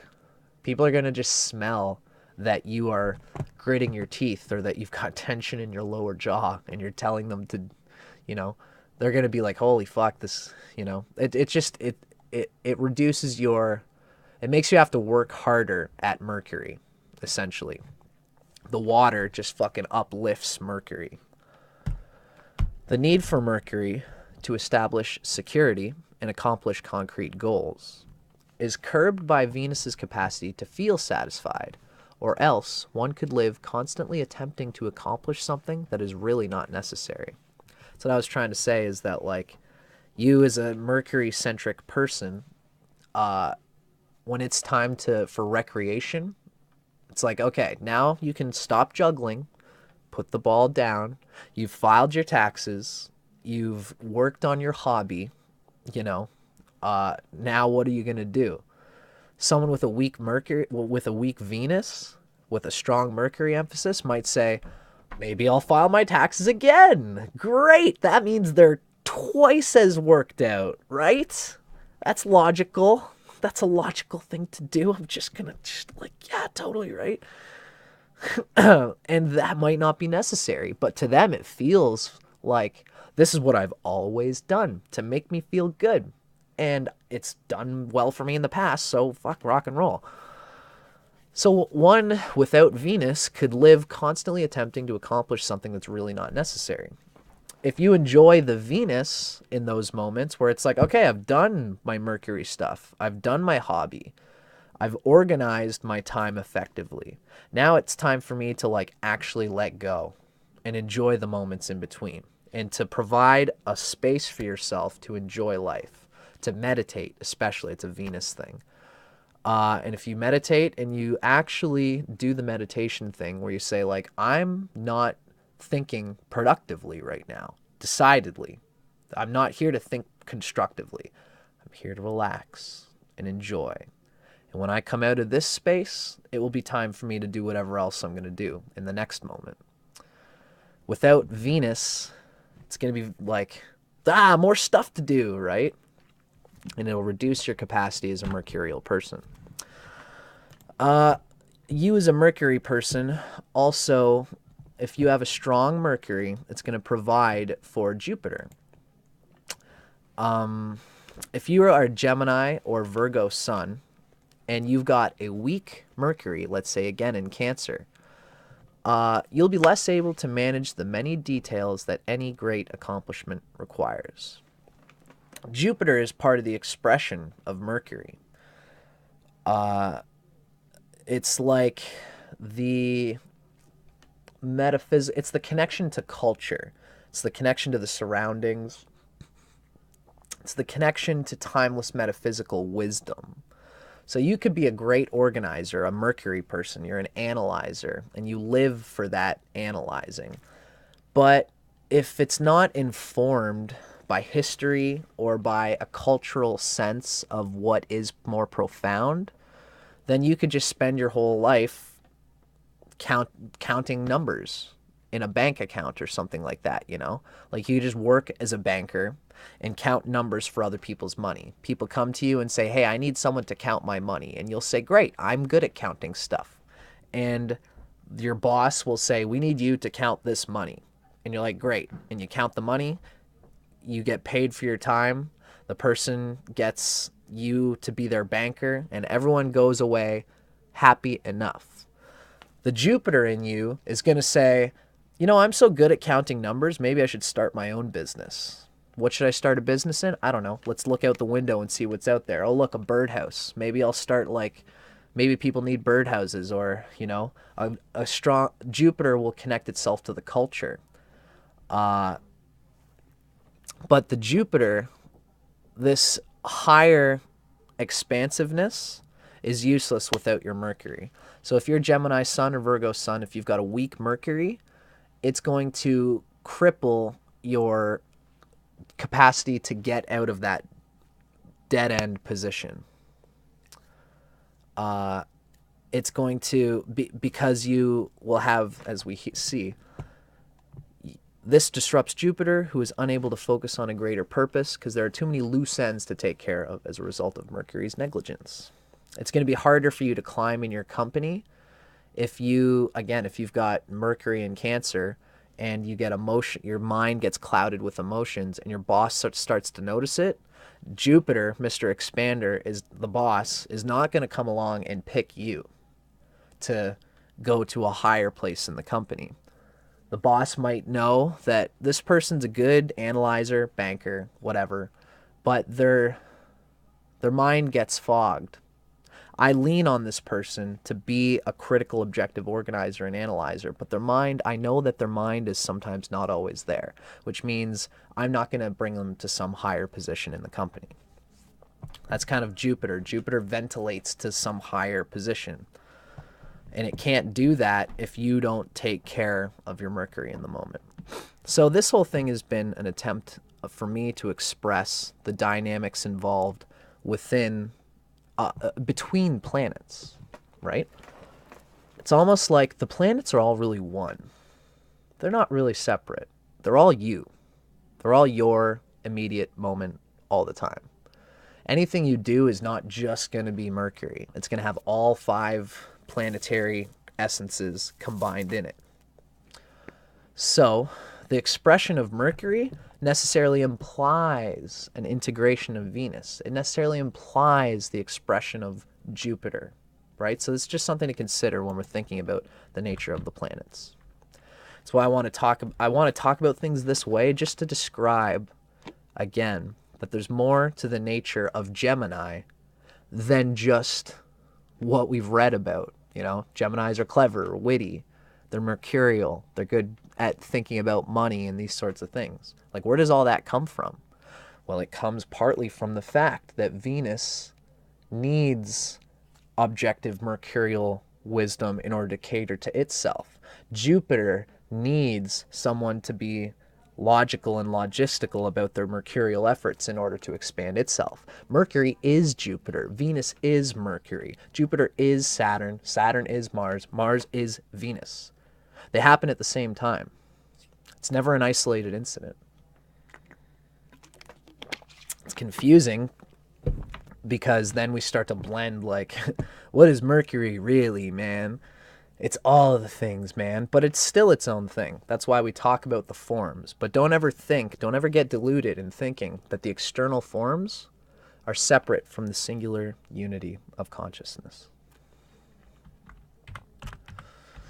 Because that's when we blend out into the nth details, and that's when people start thinking, oh, I'm a Gemini sun, so it means I have to be like this. You know, I just don't like the concept of people thinking that you could see one figure in the chart and say, oh, that's what I am. We have to start being more diligent in synthesizing all the avenues of data that make up a planetary expression as astrologers, because there's too many people in astrology giving stupid advice that has no predictive value just because they jumped on the first observation they saw and said, oh, you must be like this because this is like this. An astrologer goes to a client and the client says, I'm a Gemini and I like to be thoughtful and thought-provoking and think about things in mercurial, but I still have trouble with it. You know, the astrologer might just think, oh, maybe it's just like because it's winter or something, you know, or maybe you're just having a bad day, or, you know, maybe it's because you got Saturn in this place. They can make any observation they want and the client will go, oh, yeah, that makes sense. But it might not correlate with what the client actually needs to hear to progress and integrate the problems that are happening in their lives. Astrology is a serious thing. We're talking about aligning people's intentions to their nature. If you confuse a person about their nature, it's going to fuck them up for the rest of their lives, thinking that this is a cause of this when it just has nothing to do with each other, you know? So that's why I'm big on being diligent about how we collect and synthesize the data as astrologers and give it in an appropriate way to our clients. Now we're going to start getting into the Chinese astrology here a little bit. Now we just talked about the sun. The sun is like your mission in life. It's the solar system center whose energy powers your chart. The Pancha Tattva ruler of the sun sign can tell you much about yourself and what activities you tend to involve yourself in. The sun in active signs, which is fire and air, they're more proactive and outgoing towards their Pancha Tattva directive. The sun in the passive signs, they get on by patience, endurance, and depth regarding the themes of their Pancha Tattva. What this goes to say is that the sun in Gemini is more sparkly, more just like their mind pushes them. It's like their mouth is behind their mind for Gemini. Their mind goes forward and their mouth goes blah, blah, blah. This is, oh, my bad. It's like they're throwing a cannonball out and they bite the chain so that it's like, it brings them, their mind pulls them forward. So they have this spontaneous way of expressing whatever it is that they want to express. And people learn this about the Gemini, especially if the Gemini has a good sun and if they have a Well, the expression of their Mercury, if they have a strong Mercury, people are going to respect what the Gemini says, like always, because it will be distilled and accurate and objective information. But if a Gemini has a weak Mercury in, like, say, again, Cancer or like any of the other, even the neutral signs, it often happens that the Gemini will blurt things out, and it might not be the most insightful thing, although there's always a gem of insightfulness in Gemini. But in any case, the Gemini, people are still going to get used to the nature of Gemini as being this blurter of their spontaneous thoughts, for better or worse, again. And if Gemini is in your group, you're going to, I mean, different people have different relationships with Gemini, but anybody can see Gemini as being useful for the fact that they are so spontaneous, that they're just proactive and they just blurt things out like the way they do. Virgo is more reactive on an earthy level. I'm a Scorpio guy, and I fucking love Virgo because Virgo is honest about their reactions, and they're modest about expressing those reactions, but they're honest about it. They're just as honest as Gemini is, except that they feel it in their body. If Virgo is talking to you and you say something that upsets them, they'll be smiling, and then they'll go like this, and then their face will turn dark, and then they'll respond, and you'll see their response. And if you're sensitive to it, you'll see how much expression is in the Virgo, and then the Virgo will probably come out, and they'll think longer before they speak than the Gemini will. Oftentimes you'll find Virgo and Gemini are saying the same thing, which is an objective mercurial intelligence about one thing or another as it relates to the immediate situation in the group. Virgo has the same feeling, although Virgo is more in the body. It's like, like I have a sense that we're all uncomfortable being cramped in some situation or something like that. You know what I mean? It's like everyone is hanging out in a forest, and the Virgo will say, I have a feeling that we're having a hard time expressing and communicating because we're at this low part of the hill, and the wind is like blasting from the hill and making it hard for us all to hear. Do you guys feel less comfortable like that? The Virgo is expressing what everybody is feeling, where Gemini is like that too. There's in the senses too. But Gemini would be more like, we're talking about a conversation that is not that conducive to growth. Do you guys think we should talk about something more productive? Gemini will make that kind of statement. So anyway, that's the difference between sort of Gemini and Virgo sun. But they're essentially getting at the same thing.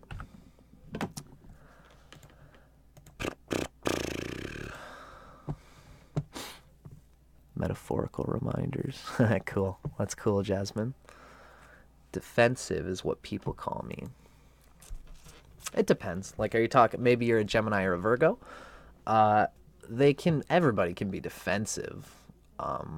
Virgo can be defensive, I guess, but they are more, if the Virgo sun is strong, then they will feel confident about expressing what they need to contribute best in any situation. If someone else doesn't get that, then, sucks to be them. Because, like, Virgo, that's just how Virgo is. I know what I need to be at my best, and I'm going to express it with confidence. Someone might look at that and say, well, that's awfully critical and defensive. And sometimes it is. Sometimes, like, if the Virgo, again, has, like, Mercury, it's probably not going to have... Virgo sun, Leo rising, cool. Virgos tend to have Mercury close to Virgo, which is exaltation point. So Virgo sun is usually not that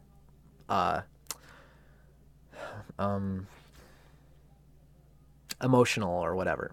They don't overthink things. But again, you can be a Virgo with Mercury in Cancer. Yeah. You could be a Virgo with Mercury in Cancer, and you'll say, this is what I need to feel at my best, but it might actually be defensive in the sense that it's like a little bit too much, a little bit too sensitive emotionally, right? that does happen with Virgo. It could be for anything else, you know, if they've got the moon in a bad place. And the Virgo says, I feel uncomfortable. Sometimes their expression in the moment might be a bit too much, but ultimately it's good for the Virgo, no matter what, to realize that what makes them good is that they are confident about expressing and communicating their own needs, as well as what they feel to be the needs of others in any moment. Everybody loves Virgo. Everybody hates Virgo when Virgo is making a criticism about something that obstructs their way. Virgo is going to say, this person is fucking us all up. And everyone's like, oh, geez, Virgo's so critical. But a lot of times Virgo is supporting. You know, a lot of times someone will be a dick to someone else, and the Virgo will say, hey, that's a bit much. You know, this person is doing just as much, and they're contributing to the group just as much as you are. And that's when Virgo's criticism for itself, considering itself as important to express what they feel needs to be communicated for their needs, they're also sympathetic to the needs of other people. And those people will see the support of Virgo as being positive, constructive criticism, right? It's all a matter of just, you know, Mercury is going to be an enemy to some people and a friend to some people in different places and times.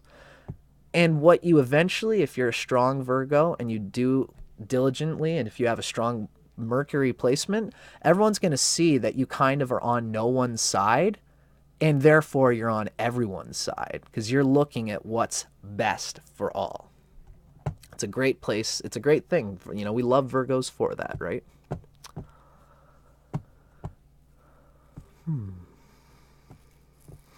Yes, you got it. It's misunderstood. Most hated, like I get it. I get where you're coming from there, Jasmine, but don't take it as anything other than other people trying to deal with their own Mercury, you know? But just also keep in mind that you have to have a good Venus and be sensitive to everybody else in order that people can see your constructive criticism as being constructive and not just you being fussy. The more you think about that and cater to that, I'm sure the less people will think that you're just being unnecessarily fussy. Now, ladies and gentlemen, we've just talked a whole lot about Virgo and Gemini. Now, we are going to start talking about the year of the goat. Hi! Represent! What's up? I happen to be in the year of the metal goat, born 1991. Now, a big part of what my intention has been in these videos, let's just do a little bit of context here. Part of what I'm trying to do with these videos is to reconcile the cultural wisdoms that have fermented in two different cultural strands. One of them being Western esoteric alchemy through astrology, which I express through the Vedic. Vedic astrology and Western astrology are the same thing. I consider them to be exactly the same thing. When you have a Western astrologer who's talking about the Western signs, Leo, Scorpio, Aries, that we all know, the sun signs, the moon, all the other planets in the signs and in the houses, it's exactly the same as Vedic astrology. Within that branch of tropical astrology is the real word to call it. Tropical meaning how the Earth and its tropics perceive from Earth's perspective the other planets revolving around it. That is tropical astrology, which shares its precedence with Western astrology, Vedic astrology, and even sidereal astrology I would consider as the same branch. The other branch is Chinese astrology. So far as I'm concerned, these are really the only two metaphysical branches. I mean, numerology's got some good stuff. Numerology is even its own thing. The number of the day that you're born, of the year that you're born, of the month that you're born. It's all very interesting and Kabbalistic in its own sort of way. But my two main branches that I would consider are tropical Tropical Western Vedic Astrology, and the Chinese Astrology. They're two completely different energy fields. They're not the same thing at all. Like, they're just two completely different things. And they overlap and they intersect with each other. How do they intersect with each other, you might ask? There is no... because the Chinese have been stewing on their cultural wisdom for like 3,000 years. The Vedic and the Western from Babylon and the Greeks and whatever, they've been stewing in their separate strand for 3,000 years. And these two have never met. These two have never met historically, except within like the last 100 years, where astrologers from the Chinese, people used to think that like the year of the goat represents like Cancer, and then the horse represents Gemini, for example. And so people in Western astrology, the Chinese astrologers would come and say, I'm born in the sign of the goat. And the Western guys would be like, okay, so that's like a different interpretation of one of our star signs. Let's say when the Westerners looked up in the sky, they saw the Cancer, the crab. And the Westerners say, oh, okay, so when you looked in the sky, you saw a goat there, right? Where we look at Cancer, you see a goat. The Chinese were like, no, we're not looking at the stars. They are in a certain way, but the Chinese aren't looking at the stars. The Chinese are looking at, it's more of a numerology. It's more of like patterns at a geocentric level of the Earth's constant revolutions. Like one day, again, in the Chinese, it goes by one day is like a day sign. You can be born in the day of I'm born in the day of the water horse. Another person can be born in the day of the metal goat, whatever it might be. And the months also go by, every new moon is the change of a new month in Chinese astrology. And 12 new moons makes up a new year. And the Chinese New Year is governed by the 12th new moon cycle, which usually happens around like the end of February. So if you're born in the end of February or around January, February, March, you might not be born in the Chinese year sign that you think, and you got to look it up. So these are two different cultural strands. They have to be appreciated from two completely different metaphysical vantage points because they overlap. Now, again, how do they overlap? Well, what it is simply that when you read any theme, any arc in the chart of the Western chart, there's going to be certain themes that are happening there. With Gemini and Virgo, they're communicators. They think mentally about the organization of energy for everybody. This relates very deeply to the goat, and we're going to see why. But essentially, the goat is also a communicator. The goat is in the wood triad. It's an earth sign, interestingly. There's a bit of a resonance between what the Chinese call the element of earth and what the Vedic people call the earth Pancha Tattva. The goat tends to be very objective about the immediate situation, although they can be subjective. They think about how they relate to the objective situation. They're psychologists in a certain way, the goat. I'm a goat, and I'm fucking all into astrology and shit, and I'm really into psychology. The goats think about each person and how they can bring out the qualities of each person to their best effect. But they are they're a yin earth animal. Even though they're in the fire part of the cycle, they are a cardinal animal, and their energetic body of the goat is centered on yin earth, which is like a gut feeling. It's like a stomach brain. The goat kind of lives by their stomach, their emotional feeling of things, and sort of in the same way that Cancer does. So when we see the theme of Mercury and Gemini being communicators, we see the theme of the goat being a communicator for completely different reasons, but that theme is there. That's what we call confluence. In the same way that Vic DeCara, he's one of my fucking heroes, he talks about how if you're born in the nakshatra of a certain sign, Jayesta. I'm born with the moon in Jayesta. And it has certain qualities. We can be tough and objective, and we can be manipulative and all that fun stuff. When that theme combines with another theme in my chart, like that I'm a Scorpio, and Scorpios can be manipulative like that. We see from two different astrologies, they meet at a vector point, and that vector point is made even more prominent in the life. Same thing in this regard. Gemini and Virgo are communicators about what's going on, and the goat is also a communicator about what's going on in a certain way, in a different way, but very much in the same sort of thing. This is what we call confluence, and that's what I mean when I say that confluence is key. The Chinese sign affects some people more than others because the attributes of your Chinese sign sometimes compound the positive or negative attributes of your Western chart. There's no formula for this. We're all pioneers in discovering how Ba-Zi, Chinese astrology, relates with tropical astrology. When a factor is emphasized in a Chinese reading and is similar to a factor in the tropical Western horoscope, we call it confluence. The points of confluence we seek as primary pillars in the totality of all the charts of a person. And that's where we can affect the greatest constructive transformations in the neurological awareness of the body and the mind.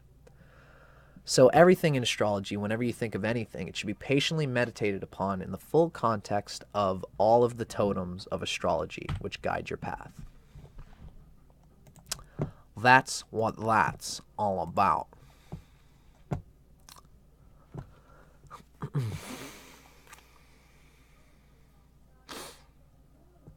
Yeah, that's right.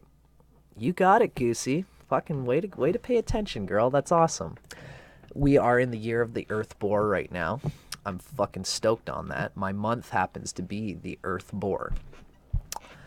Usually when the year is the same energy as an energy in your chart, it means that there's something that you got to deal with for better or worse, and it's always for the better if you deal with it through consciousness.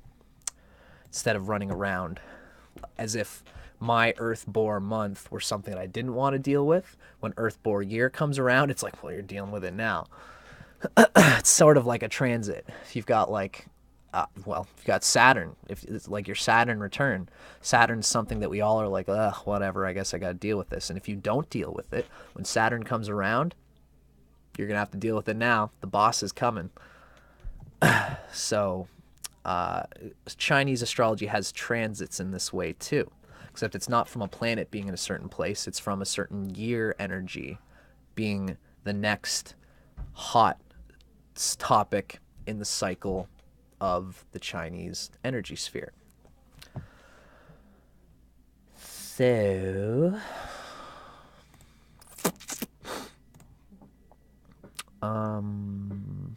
yeah. Just give me one sec. Our next thing is going to come from, give me one sec. Now, our next reading is going to be focused mostly on the year of the goat, the year of the ram, the year of the sheep, the sign of the goat. It's going to basically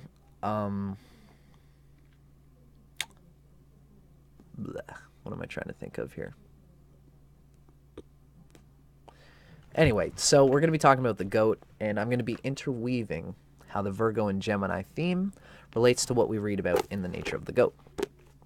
Now, if anybody's wondering, all of this stuff comes from mostly two people in particular, I should say. No, three people, right. As the science of Ba-Zi, Chinese astrology is called Ba-Zi in Chinese. Ba-Zi is quite new and untouched in the history of Western esotericism. Even in the Vedic tradition, no one in the Western sphere, no one who is looking at the planets, if you were looking at the planets, you had no reason to look at these cycles which the Chinese look at. Now, I think the Chinese also had a tropical astrology and their own astrology, but the Chinese don't focus typically on planetary astrology, although they did. One thing I'll say about the Chinese is that they had ours, but we didn't have theirs. And all of my data regarding Ba Zi, mostly, I should say, most of my knowledge comes from our lineage preceptor. I always like to note my sources. Most of my wisdom and knowledge about Chinese astrology comes from Master Zongxian Wu, whose writings have been blessed by the president of the Chinese Taoist Association, Grandmaster Ren Farong. And this is an example of a book written by Master Zongxian Wu and his wife, Dr. Karen Taylor Wu. The big book that I like, this book is, I highly recommend it because it's calculating the Ba Zi. This tells you all about what this whole Ba Zi thing is all about. I highly, highly recommend it. It tells you how to actually plot the Chinese chart, where the numbers come from. And it's really, like, even more than, you know, in Western astrology, we say you should learn, you should do a chart, get out the ephemeris and make sure that your planetary points are exactly correct. They say you should do that in Western astrology. I've really never even done that, to be quite fair, because I can just look up my chart and see it, and I get it. It's not that hard to get. The Mars was in this place from Earth's angle when I was born. Got it, right? I still recommend you should do that, I guess. I should say that you should. But with Chinese astrology, what the heck does it mean that I was born in the month of the boar? Like, what does that, where is that coming from? This book, like, underlines the mathematical equations which show the data that expresses what we see as Chinese astrology. This book is even more concise on the subject. This is Master Zongxian Wu with his wife, Dr. Karen Taylor Wu. Heavenly Stems and Earthly Branches, Tiangan Dizi, the Heart of Chinese Wisdom Traditions. Highly recommended. Chinese astrology, just like any astrology, you got to really learn the knowledge of the symbols in order to understand what they mean. Duh, right?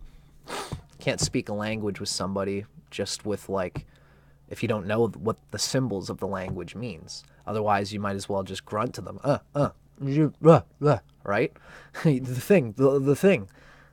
If you can actually express what you are looking for them to engage with, you say the symbol, and they say, oh, that symbol. I know what that symbol means. So it's good to know the Chinese symbols, obviously.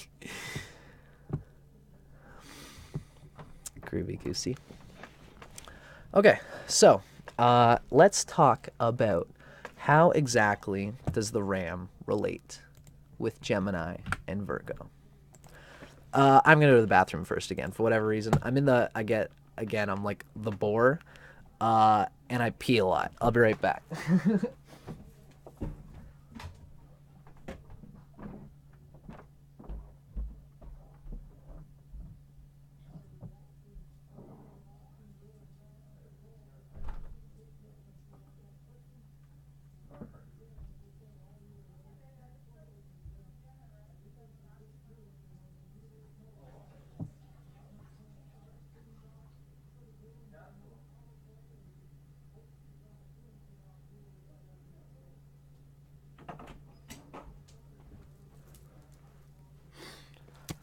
I also drink a lot of water. Gotta stay hydrated, folks. Now, how exactly does Virgo and Gemini relate to the goat, and how does the goat relate to Gemini and Virgo? Well, each Chinese animal has basically 6 defining characteristics relating to the why is it that a Chinese animal is the way they are.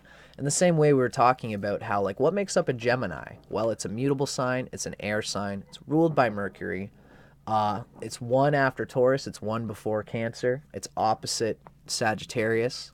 All these nodes in the cycle, you know, what is 6 o'clock but the opposite of 1 o'clock, right? The only way to know what a sign is, what it means, and why it expresses itself is its relationship with all the other things.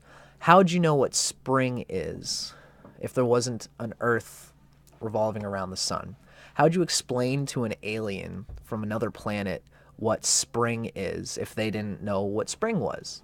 You would say, well, it's a part of a cycle. You know, there's like the dead part, winter, and then spring is like the coming alive part, and then summer is the fully alive expression, and then autumn is more of this like gathering resources from the crops of summer, and then winter is the dead space again, and the dead space makes the alive space what it is. They're all an important part of a cycle that makes up all the possible expressions of energy that could be.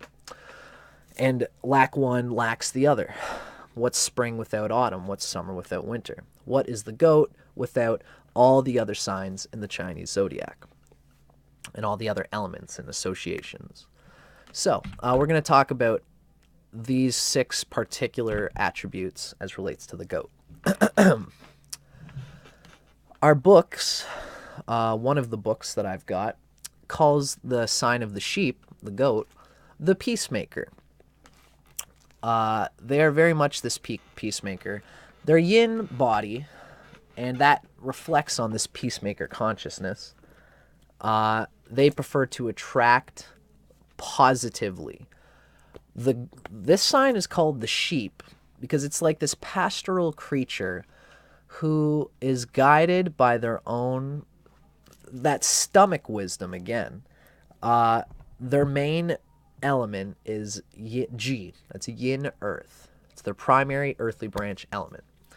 They're guided by their stomach wisdom. Meaning, like, you know, I've just recently been told by a friend that like the stomach has just as much serotonin receptors as the human brain does.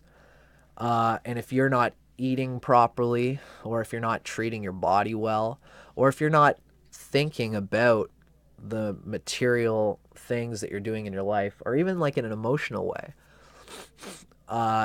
if you're not being buoyed forward towards whatever it is that you're doing, your stomach is gonna like feel it. Some people don't even feel this stomach thing. Some people are just guided by different primary energy centers. The sheep it's like their stomach will hurt if things aren't going according to their own sense of how they can contribute positively to the world. The sheep, the goat. This is the sense of the goat. It's not like a ram. It's not like Aries. It's more like Capricorn, really. Although Capricorn is very business-centered. They just want to get to the top of the mountain. The sign of the sheep and the goat are just more about the journey. No destination in particular.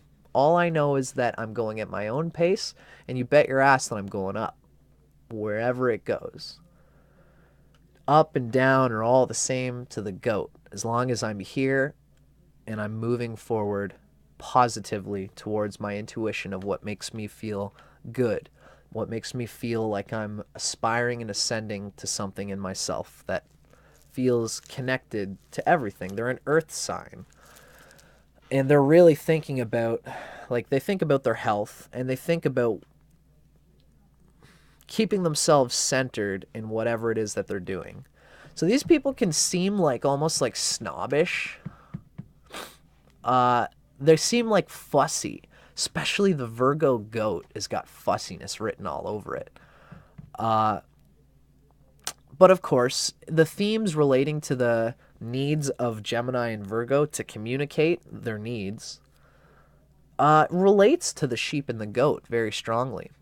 And the same vibe implies in the sense that it's good for the sheep to know what its needs are and to communicate them. As long as they are aware that they have to also do it for other people. They have to be aware of what's making everybody feel good. Or else they'll come off as fussy and people will think that they're just being stubborn. These people can be individualists. The goat particularly. Gemini and Virgo adds a desire to be connecting with other people. But this person can be an individualist who climbs the mountain in their own time. And some people might think like, Jesus, man, this guy's not going anywhere in life.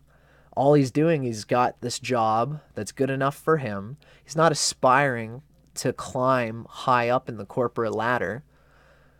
They're just staying right where they are, and they have lots of hobbies, and they support lots of people. These people are huge on supporting others. Their stomach thing, they lose that gross feeling in their stomach if they are serving others, and if they have a network of people supporting them because they supported those people. This is really good for Gemini and Virgo especially. The Virgo in this person will be a clever mechanic maybe, someone who's good at doing taxes or just thinking analytically about something, and they'll serve. They are very flexible on their job, the Virgo and Gemini. Virgo and Gemini are mutable and they're flexible in their job. Virgo and Gemini are the type of person who, if they're a mechanic, someone comes along and says, hey there, so it's like 7 o'clock, let's say, it's 6 o'clock p.m., and the mechanic shop closes at 7. And Virgo and Gemini, let's not think about the goat here. Virgo and Gemini are sitting at the desk, and this person comes in and says, hey, I've got a car. I need it for tomorrow. Do you think you can get it done tonight? The Virgo Gemini will look at the person and say, you know what? We're supposed to be closed at 9, but part of what makes me good is being flexible. So I can call my family and tell them I'm going to be late for dinner tonight, and I'm going to stay here and work on your car, and you can come get it at 9 p.m. It's going to be here. It's going to be good to go, and you'll be ready to go to work tomorrow for 9 a.m. And that person will say, you just served me. You just blended my life into yours in order to serve me. I'm going to remember that. I'm going to give you a fucking tip, and I'm going to come to this business every time because you were so flexible. That's part of what makes Virgo and Gemini so great. The sheep and the goat here, they do that same kind of thing, where, I mean, if they weren't a Gemini or a Virgo, they might do it in a different way. But the sheep and the goat will put other people's needs, their communicated needs, the sheep will consider that as deeply important to them, and they'll change their lives to help this person, to support this person emotionally, to be there for this person emotionally, to help them grow, and they won't ask for anything back. And so a lot of the times the sheep goat personality is doing things for people and not climbing high. They don't look like they're going anywhere very far. And you could see this person, you're like, you know, this person just seems like a bit of an airhead. They don't really have their shit together. But when you talk to others about the service that the sheep has provided for them, the people will say, if you need someone to lean on, they're going to be there. They are going to skip dinner to help you do what you need to do. Because these people are in the wood triangle and they just live for those sympathetic connections. So the combination of these two makes for a very accommodating personality. This is the type of person who will work fucking tooth and nail to make sure that their position as an respected and flexible service provider of any regard, they're going to shine because people know that this person will do that stupidly, almost, in a way. The sheep is a pack animal who carries other people's stuff, and they'll do it for other people. Sometimes they have to be careful to learn that sometimes it's better to carry your own load. This is something particularly for the Virgo to have to figure out, because there are times when the Virgo, especially if, again, like this person with the sheep goat vibe here, if we've got a Virgo who has Mercury in Cancer, this is a type of person who will feel mentally that they don't deserve to be free to not carry other people's weight. They'll feel like they deserve, like, I don't know why, but I feel like I'm a Virgo sun, I'm living to serve, but I don't deserve my own dignity. That's what this person might think, especially with the sheep. So someone comes along and says, hey, I have, some like more daunting self-centric character come along and say to the Virgo goat with Mercury and Cancer, hey, so like I need you to like do this thing for me tomorrow. Let's say the mechanic again, right? Let's say they provided that service for the person last time, and the person knows, oh, I know that you're going to do this for me again. And the Virgo sheep is going to say, yeah, that's right. That's what I'm good for. Then that person comes along. A month later, the car breaks down again, or there's something else wrong with the car. And they come in and say, hey, so I know you're going to do this for me. So I know you guys close at 7. It's 6 o'clock, but I need you to do what you did last time. So make sure that this is done by 9 o'clock. And this is the Virgo sheep's own business. So he has the capacity to say, I'm sorry, sir. I did that for you last time, and I usually try to do that. That's part of my thing. But I've got my daughter's school rehearsal tonight at 8 p.m., and I can't do that. And the person's like, yeah, well, I need you to do this for me right now. And I've got money for you. If you want me as a customer, you've got to do this for me, or else I'm going to go somewhere else. The sheep, Virgo, with the weak Mercury might think, okay, all right. I guess I deserve that. I'll make it work. I'll make it work. Give me the thing and I'll do it. So they'll rush the fucking job to get the car done. Then they'll try to run home. They'll be late for the recital, and everything will be shitty because this person did not have the strong Mercury to communicate their objective needs to that customer in that situation. And a person like that with this combination can turn into shambles. They could act like they're supposed to be helping everybody out, but they do not have the strength and tenacity to tell people and communicate their needs. Because the wood in this person sympathizes with the other person in like an emotional way. If this happens, they'll get a gross stomach feeling. And this person, Gemini, Virgo, Goat, when they get a gross stomach feeling, it's a good indicator that whatever someone's telling you to do for them, if you feel like, I know that, like I feel in my stomach that this is going to fuck up my appointed date with my wife and my daughter at my daughter's rehearsal. If they feel their stomach grinding, they should listen to that. They should listen to their stomach, listen to their gut instinct, and just say, fuck, sorry, bud, I got shit to do, bro. No, take your fucking keys and fuck off. Don't treat me, this is my fucking business. Don't treat me like I'm a piece of shit. They won't do that. This type of person will hardly have that consciousness. Even me in that situation, I'm year of the goat, and I would probably be more like, look, man, honestly, I can't do it. Sorry. I appreciate your business, and I'll really try to do this for you when I can. I can't do it for you right now. Give me a fucking break, And if the person's a dick about it, sorry, man, That's what you got to be with this type of combination sometimes.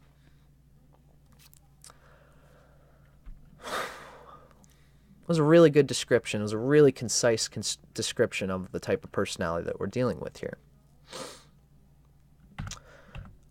Without further ado, we got to keep going on. So let's start to describe all of the things that make the sheep nature what it is. Okay? I do just want to see every now and then, I like looking at our comments, seeing if there's any questions. Yeah, groovy. Okay. Now, there's so many different ways of describing the nature of the Chinese sign.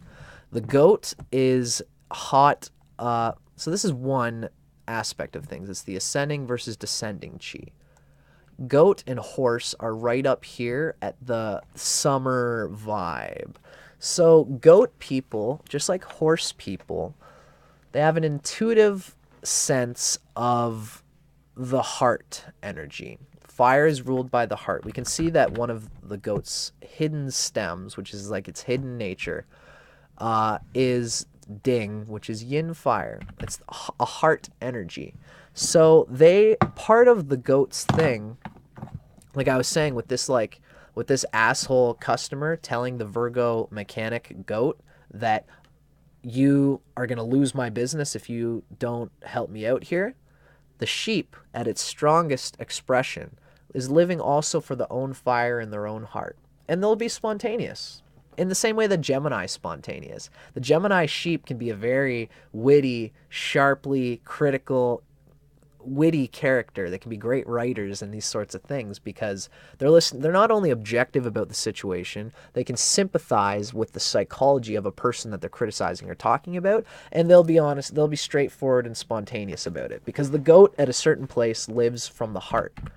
And that's because they are at like the yin, the fire part. Snake, horse, and goat are considered fire signs. I wish I had they're considered like the 3 fire signs. Monkey, rooster, and dog are metal.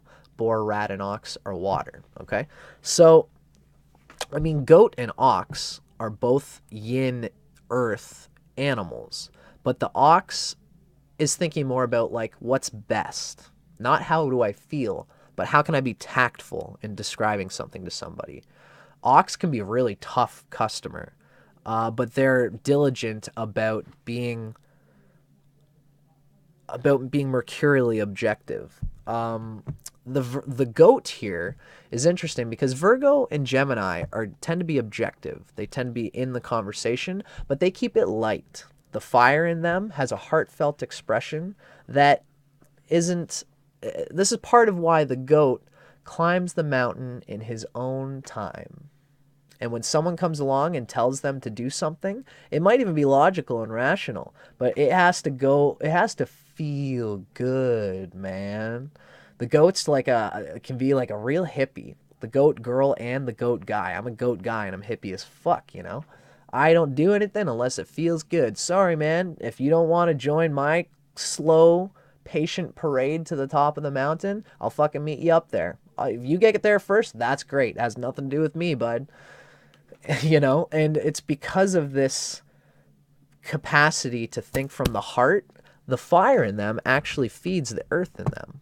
This is a natural cycle. Wood feeds fire and fire feeds earth. And so this fieriness allows them to feel even more centered in themselves because they think from their heart. They think from their spontaneous, fun expression of what they want to say. This can make the Gemini and the Virgo even more spontaneous and more expressive. And this comes from the fact that they are at the top of this ascending cycle. And it's part of what gives the goat its capacity to go by its own intuition. One thing I will say, remember this, is that what they say in the Chinese is that goats eat paper, for better or worse. The goat sometimes will not be amenable to objective reasoning.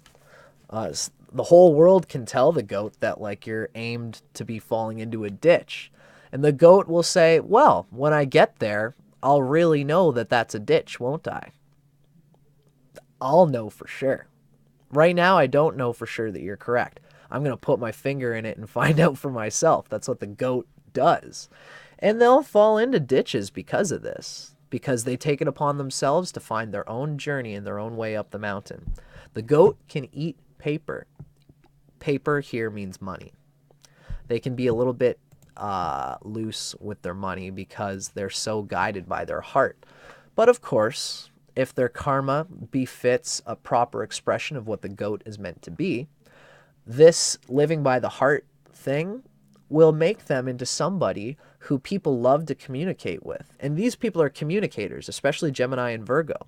So where we say like we love Gemini because they're fearlessly spontaneous about their objective observations about people or about things, the goat Gemini is even more so. It's doubling. It's a confluence here. Same thing even with the Virgo. The Virgo is critical, just in a different and less spontaneous way. But the goat brings out an even more spontaneous nature for the Virgo too. So with this case, with Gemini, Virgo, goat, we have someone who is smilingly talks about people. And they'll say, you know, I think like, but they're usually spontaneously positive. The goat likes to uplift people. So you won't really hear them necessarily being critical. But what you might hear a goat Gemini do is fluff up one particular person, and they don't want to just be constantly fluffing up everybody, or else their positive contributions look like they're just saying nice things to everybody for the sake of it. The Gemini and the Virgo goat can find positive things in everybody. The goat, living by the heart, is trying to uplift everybody. So the Gemini and Virgo here is expressive in a positive way. And they might say, I just love how nice Janie is. You know, there might be 4 girls. Let's say we got like a group of 5 girls. One of them is a Gemini goat. The Gemini goat just decides to spontaneously say, I just love how Janie is just so nice and friendly. She's just so nice. And all the other 3 girls are like, okay, when's the Gemini goat going to say something nice about me? Hello, what makes you just say about Janie? But for the goat Gemini is just like, that's the thought that's on my mind at this moment, guys. Bang, there it is. And like, it's not, again, it has nothing to do with ego. That's just their honest thought. The wood is just thinking about how everybody can support each other, the wood in the goat. And the fire comes through being fed by the wood and says, wow, I really think this. And the earth in them latches on to the positive contributions and the connections that they make with people. So the Virgo and Gemini goat can be super spontaneously descriptive in positive ways that people will absolutely love them for. You just got to make sure that you don't positively criticize or say positive things about everything. Because then if you have a Gemini goat who says nice things about everybody all the time, when you say something nice to somebody, they'll be like, oh, yeah, I know, you just said that to Johnny, so I know that you're just fluffing me up, right?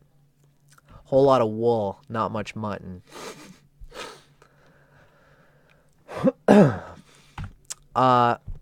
There's a yang and yin derivation for the animals.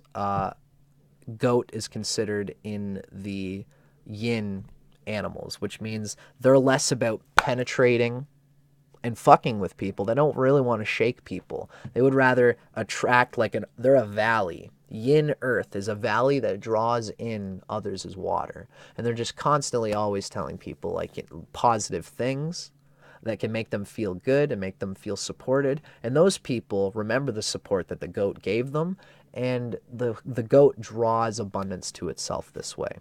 It'll take a little while, mind you.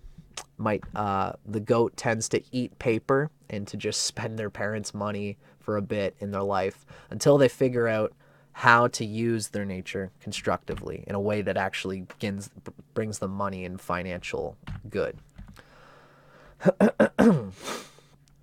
Now, the modality is important. It's not usually emphasized in Chinese astrology, but it is. They just don't, no book has really particularly talked about it that much. The signs that are square to each other in this way tend to have problems with each other. In this case, the goat can be frustrated by dog, dragon, and ox in a certain way. The ox most of all. Dog and goat tend to be pretty good. Dog and goat, they'll have disagreements, but they're both very accommodating to understand what the other person's bringing. And they both are kind of trying to uplift people in a certain way. The dog, though, will be objective and will say, goat, you say nice things like that about everybody. And the goat's like, why are you raining on my parade, man? I'm just trying to lift this person up. And the goat will say, what you're doing is spoiling them and making them less, if you tell everybody that they're good, then once you tell someone they're good, they're not going to believe it. And the dog will say things like that, right? Because dog is also a communicator in a certain way. And it'll rain on the goat's parade for a bit in that moment, but it'll also help the goat to be more constructive about the way it is. Ultimately, though, the goat can have problems with these 3 other signs. And with everybody else, it tends to be chill. The goat is energetically yin, so it's yin earth. And goat being yin earth is thinking about how everybody relates to each other, how everyone's gut feelings are being transmitted and the emotions are being transmitted. But the goat is thinking about everybody's gut emotions from the layer of the heart and talking spontaneously about everyone's feelings. Ox talks about everyone's feelings, but people tend to respect Ox's conversational content about how everyone's feeling more than goats, because goat acts on a spiritual impulse and says, like, you know, like, this person's not expressing their heart to the fullest. Just do it, man. Just say what's on your mind. Whereas Ox is like, okay, let's not have everybody talking about everything all the time, right? I think that we're feeling shitty in this moment because we haven't been diligent about making sure that our packs are well packed, that we're missing certain important material items that we should have brought, guys. Why didn't we bring these things? And Ox seems like a bummer, but they're being objective about everyone's feeling of the stomach, you know? Goat's more emotionally looking at the stomach and saying, like, you know, like, why does this person feel repressed? Just say what you want to feel. Often goat will get into trouble because they'll just like, just say it, man. And then the person will say it, whatever it was that was on their minds that they needed to get out because the goat gave them permission. But maybe it was something that was like, now everyone's talking about their fucking emotions, and goat's just like a little overwhelmed because they brought out this feeling that everyone should just express their thing. And sometimes it's just, you know, everyone talking about their emotions can just get a little bit wet and sappy, right? I mean, if there's too much Ox vibe, goat will be refreshing. And if there's too much goat vibe, Ox will be refreshing. It's just the nature of the contrast, right? Now, we've already talked quite a bit about how the goat relates to Virgo and Gemini. We've already talked quite a bit about how the goat, being a yin earth energy sign, there's a lot of confluence. There's a lot of similar themes which goat relates to Virgo and Gemini, especially when it comes to being objective about communicating needs in any situation. The goat, just like Gemini and Virgo, tends to just let the spirit come through the way it wants to come through.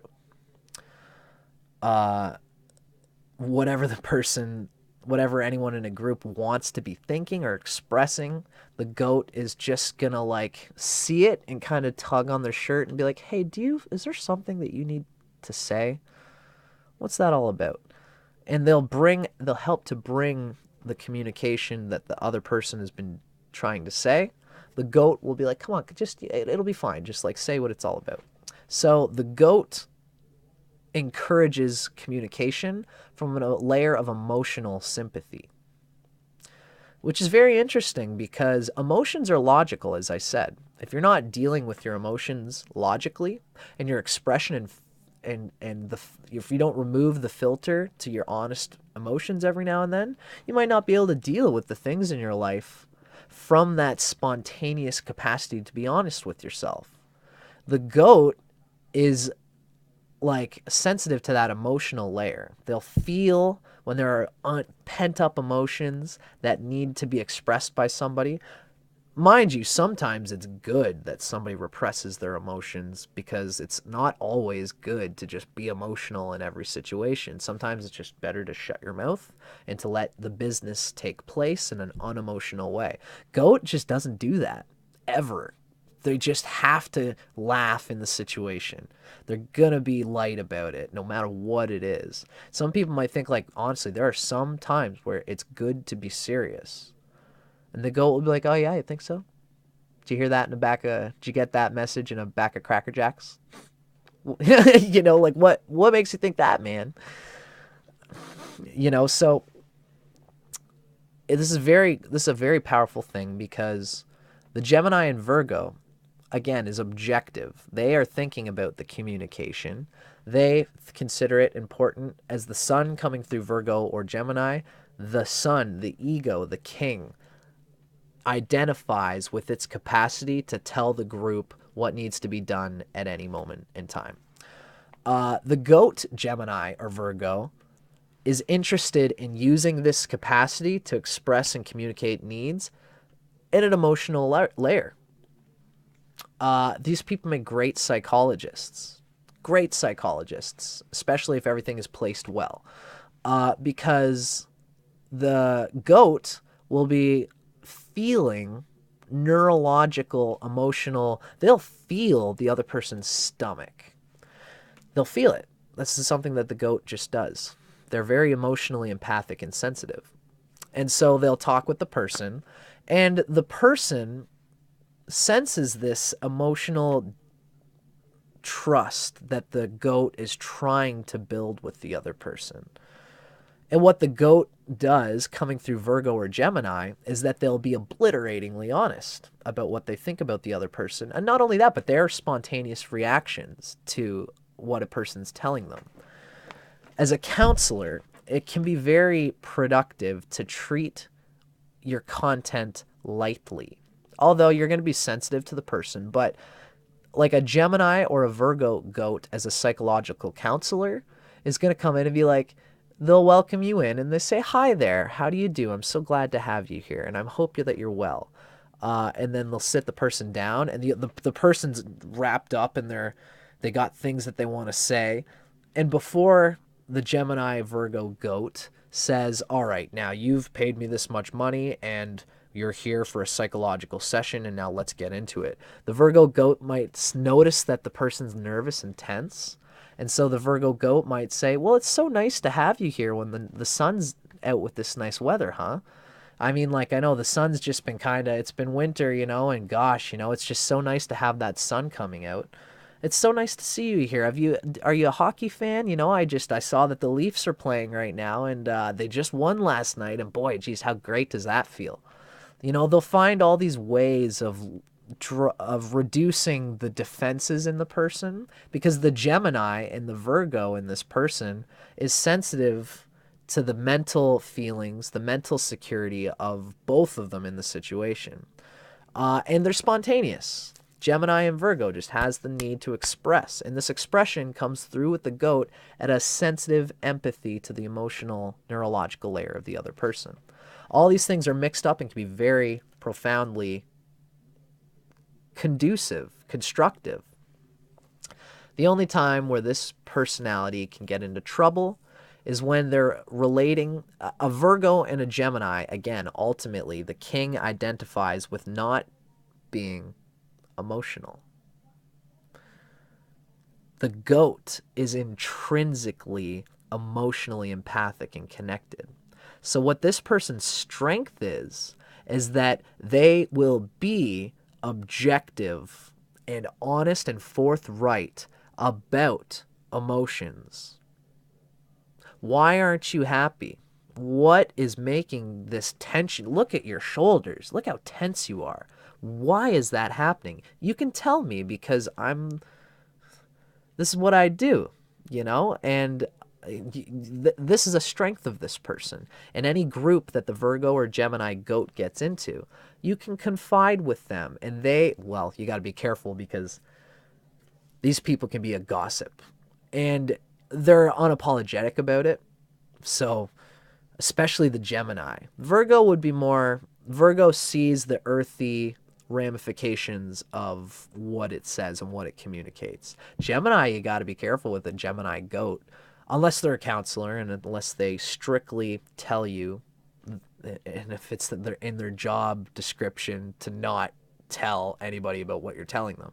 Generally, the Virgo goat or the Gemini goat, you're better off dealing with them as someone who will be deadpan honest about whatever's going on in your life. They'll fucking shoot right from their heart. And, you could be real with them at an emotional layer about everything, and they care about your emotions. And the Gemini mind and the Virgo mind will say, well, maybe it's because you're like this. Most people aren't like this. Do you know that you're like this and that most people aren't like this? And they'll just fucking come from their heart, talk about it. But then they also might say, it's good that you're not the same as everybody else. Don't get so bent out of shape about it, man. They'll have a smile and they'll feel like they can just get a positive, critical critique of whatever it is that you're trying to talk with them about. And they'll be sensitive.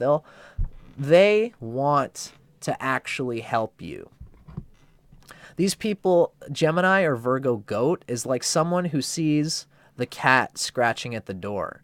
They could be in the middle of the deepest conversation, and they're holding their heart with you in whatever. You could be crying, right? And they're just like, oh, they're just so here with you about it. And they look over, and then they'll open the patio door to let the cat out, because they're sensitive to this little animal that's just like this wind that just wants to come through the room and ventilate whatever's needed. And it's the same thing in your life, the same thing with yourself. If there's a cat at your patio door in your emotional layer, if the cat at the door is a metaphor for you wanting to go out with Johnny. I've wanted to go out with Johnny for so long, but I just don't know if he's going to dig me. The Gemini or Virgo goat's the perfect person to talk about, because they're going to be like, well, why don't we just like make it happen, you know, like just, and they'll even like, they'll be a good wingman for you. They'll be I mean, you got to be careful with them, because once you let them know about this kind of stuff, the Gemini is like, oh, I see what's going on now. I'm going to let that cat out of the fucking door for sure. And they might end up letting the cat out of the bag. Right? So it's like, now that they know that you're interested in Johnny, the next time you all get together before work, you know, recess before work, they're used to sitting beside you, and they'll get up and they'll be like, you know what? I'm just going to go to the bathroom. It's like, but Johnny, why don't you just sit beside Jane here? Just because like, I know that I'm going to come back. I'm probably going to sit somewhere else. So why don't you just sit beside Jane? No big deal. You know? And then that's like them trying to support you with the concern you've brought to them. But it's like, okay, that's really an obvious expression of what's happening right now, I guess. I fucking hope it actually works out. But the Gemini or Virgo goat aren't really thinking about that. The Virgo would be more subtle about it. The Virgo goat can be very good with this kind of thing. If you got an emotional thing that you need help with as a friend, the Virgo goat will find ways of blending your need to hang out with Johnny in a way that's not super obvious. They'll actually go to the boss and be like, I don't know, I'm just thinking, you know, like that maybe they'll go, or like maybe they're living at a house with a bunch of people. Janie likes Johnny, and the Virgo goat knows this. And so they'll just talk to Johnny about like, you know, what is it that you like in a lady?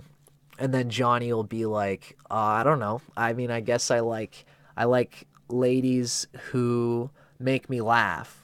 And then they'll be like, that's cool, man. You know, do you mean like how like when Janie, she's just spontaneous, like this morning, like she came down and she's just like, oh my gosh, there's no cereal. I guess fucking Al must have gotten stoned and eaten it all last night. Like, wasn't that funny that Janie was like that? And then Johnny's like, yeah, it was. Yeah, it was. You know, like the Virgo might be a bit more subtle about it. Whereas like the Gemini goat will be direct and just sort of like, oh, well, I just learned the other day that like Janie likes you. So like, why don't you guys just like hook up already, for God's sakes, you know, get a room already, guys. You know, that's like how the Gemini Virgo goat tends to be. And to be fair, like if everyone knows that the Gemini goat is like that, it's fucking this combustive social element where it's like when everybody thinks like, you know, like the Gemini goat is the person who's like if everyone's sitting and the Gemini notice that everyone's like, holy fuck, it's hot in here. The Gemini goat is the one that's going to be like, yeah, it totally is. Let's open a window. No one else might do it in that moment, but the Gemini goat's thinking about everyone and they act on these things, you know? I would say that the addition of the Virgo and Gemini to the goat energy is there is obviously there's negative and positive in anything. There's a big confluence of this communication, of being objective about emotions, but also being steeped in the emotions. This person should really be careful. There is a possibility to overdo the honest spontaneity of emotional situations. Like when Janie told Gemini goat that she likes Johnny, and the goat just is so spontaneous in that Gemini or even that Virgoan way, maybe they shouldn't be meddling. Sometimes they should be careful not to meddle too much. Meddling can have its positive things as long as it's benefic and as long as it's coming from a genuine place of a well thought out, logical, mutually constructive manipulation of the girders of the situation. You know, the goat is an earth type, and it can really it'll put its fingers underneath the carpet and like underneath the surface of things, and they'll bend the earth to their fiery will if they have the support of everyone else doing it, and they should be very objective when they feel like everyone is trying to tell them to get them to do something. If they have a weak Mercury, if they have Mercury in Cancer, these people are going to be thinking everybody would like it better if I didn't talk so much, and so I'm not going to talk at all. Or these people, like if either of these two has Mercury in Cancer, it could be a fucking serious mess, because they will be thinking their judgment will be clouded by their emotions. And if someone is crying, you know, this is the type of person who will take sides in a gross way, where Johnny and Janie it's all gone through, and now Johnny and Janie are breaking up. And Janie confides in the Gemini Virgo goat. And Janie says, I'm telling you this because it hurts my heart. I think that Johnny cheated on me. I don't know, but it's making me so sad. And they've broken up, and now I don't know for sure if that happened. We've all been talking about it, but no one knows for sure. Gemini Virgo with like Mercury and Cancer will take it upon themselves to, well, nobody does that to my friend. I am going to go to the boss of the company, to the landowner of the house, and say, you should kick Johnny out because that was so unfair. I just can't bear to think that my friend had this happen to her.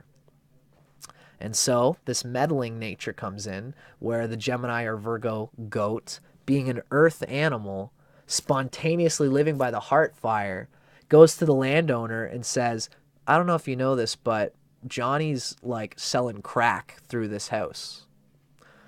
They're selling drugs. Like I've seen heroin get pushed through like crazy. I don't care that much, but probably isn't good to the house. So then the landowner comes and says like, fuck Johnny, you're kicked the fuck out because you've been selling heroin. And everyone's like, no, I haven't. No, Johnny hasn't.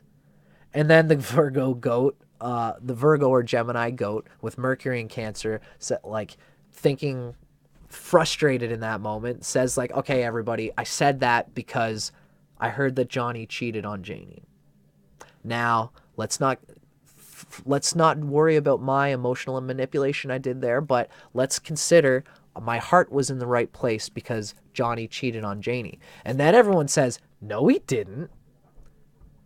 And the goat is like, Janie told me this, so I feel like I did the right thing by acting on my heart to get him kicked the fuck out of here. And all these emotional, objective spontaneity and meddling that came through the goat, everyone's going to see it as all just coming from a place of the goat being just an idiot.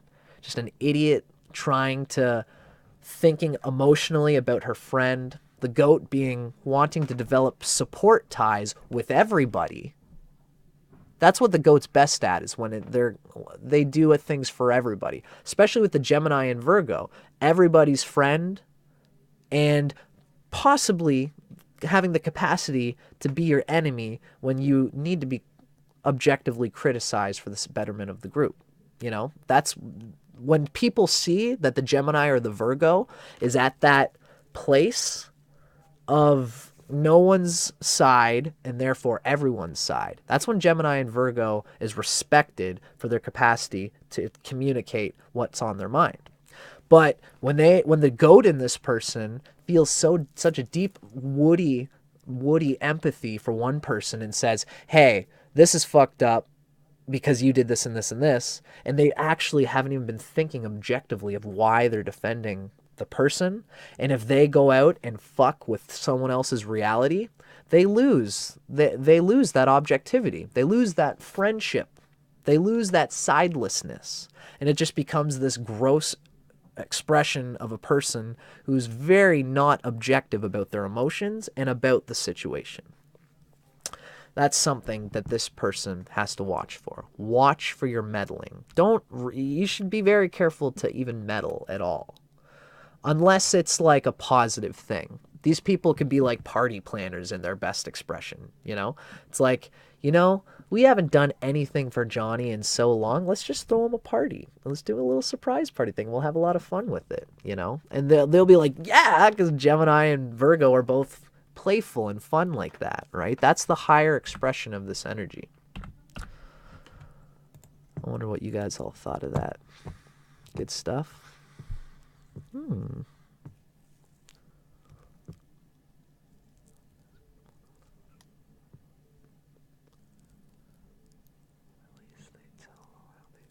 Yeah, totally. It's good to be honest about your emotions.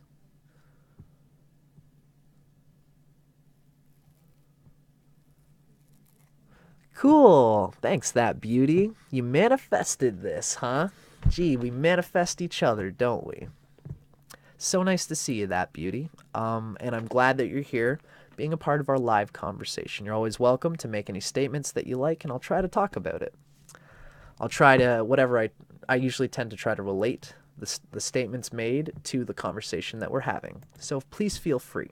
We're talking about Virgo and Gemini in the year of the goat today.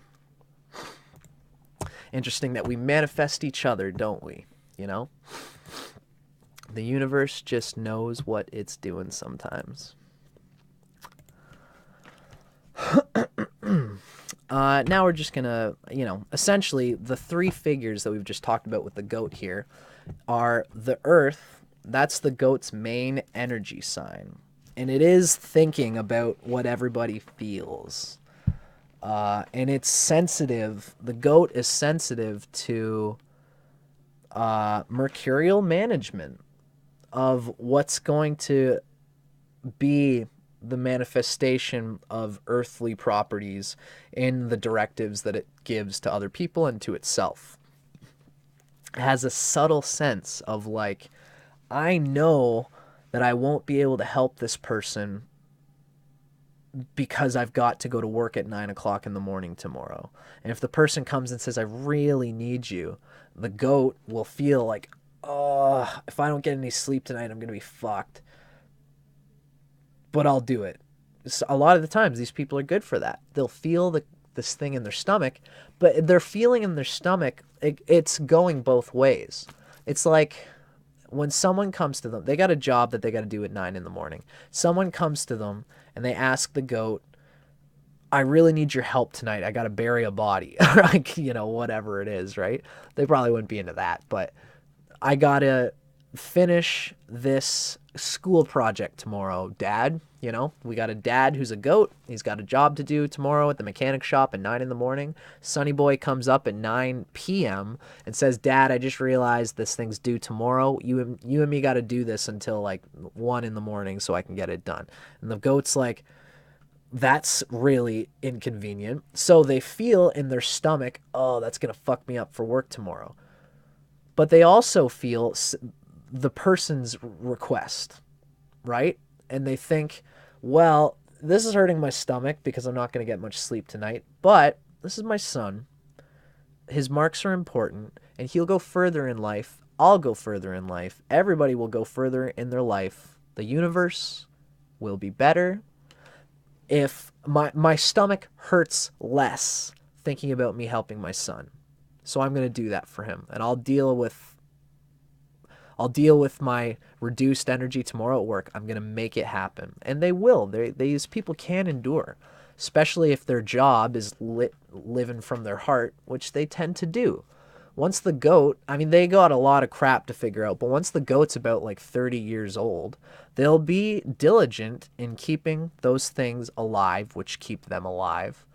But they'll also know how to be objective about these stomach feelings that they get, right? So that's like the earth influence on the goat. The the yin fire influence has to do with the spontaneity and the fact that they're in the summer vibe.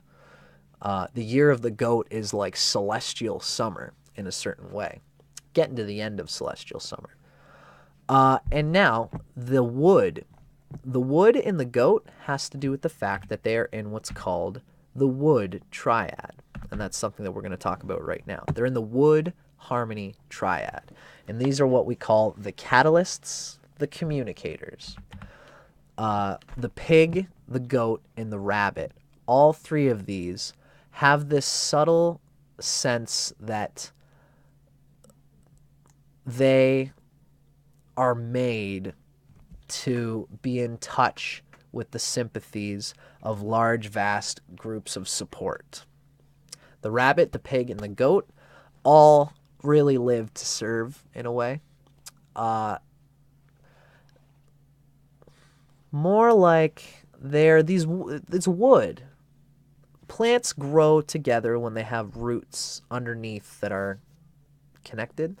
I don't know if this is exactly true, but this is the metaphor that I'm going to go with here, is that when the roots at the bottom layer are all meshing into each other, they have a mutuality, and there's a consistency, a density that can grow there. I don't know if it's actually good for plants, but metaphorically speaking, let's say that it's good for energies, meaning that the flower of a rabbit, pig, or goat being in the wood harmony triad, the flower of the plant is much more stable when it has roots connecting to various networks of other people. When they have the support of other people, these people are pushed very greatly to huge heights that some people never get to because these people have so much influence and support. But it takes them a long time to get that. Pig, rabbit, and goat don't generally tend to do very well in their lives until they're past 30 years old, when people remember them for their selfless service. People remember them for their honesty and their taste. These people have good taste. The wood in these three is fed by water, water being like Mercury. These people are good. Well, they all eat paper in the way, you know. They like refined wine. They're very sensual. They can be very sexy too. All three of these signs they live very much in like the senses in a certain way. Not as in the senses, but for a refined expression of the senses of art. These people are great artists. They're catalysts in that regard. They know what is good art, really, usually. And so they can be good at leading any group towards an aesthetic sense. These people are good with feng shui. They're good at designers, house designers, and they're good at making everybody feel comfortable. Because these are catalysts. This is the roots that feed the fire of everybody in any group. That's what the wood triad is good at. They're sympathetic to what everybody likes individually, and they're also sympathetic to what everybody likes as a universal collective group. They're constantly synthesizing what makes everybody comfortable in a universal way, and also what they can do to the individuals to help that person grow to be the best that they can be. And eventually, everyone knows that about the wood triad and helps to support them at the later parts of their life. Because they've given themselves so selflessly, everyone remembers it and helps them back. Goat, boar, and rabbit are all considered in one harmony triad. We can see that there's 12 signs, and just like there are trines in Western astrology, there are also trines in Chinese.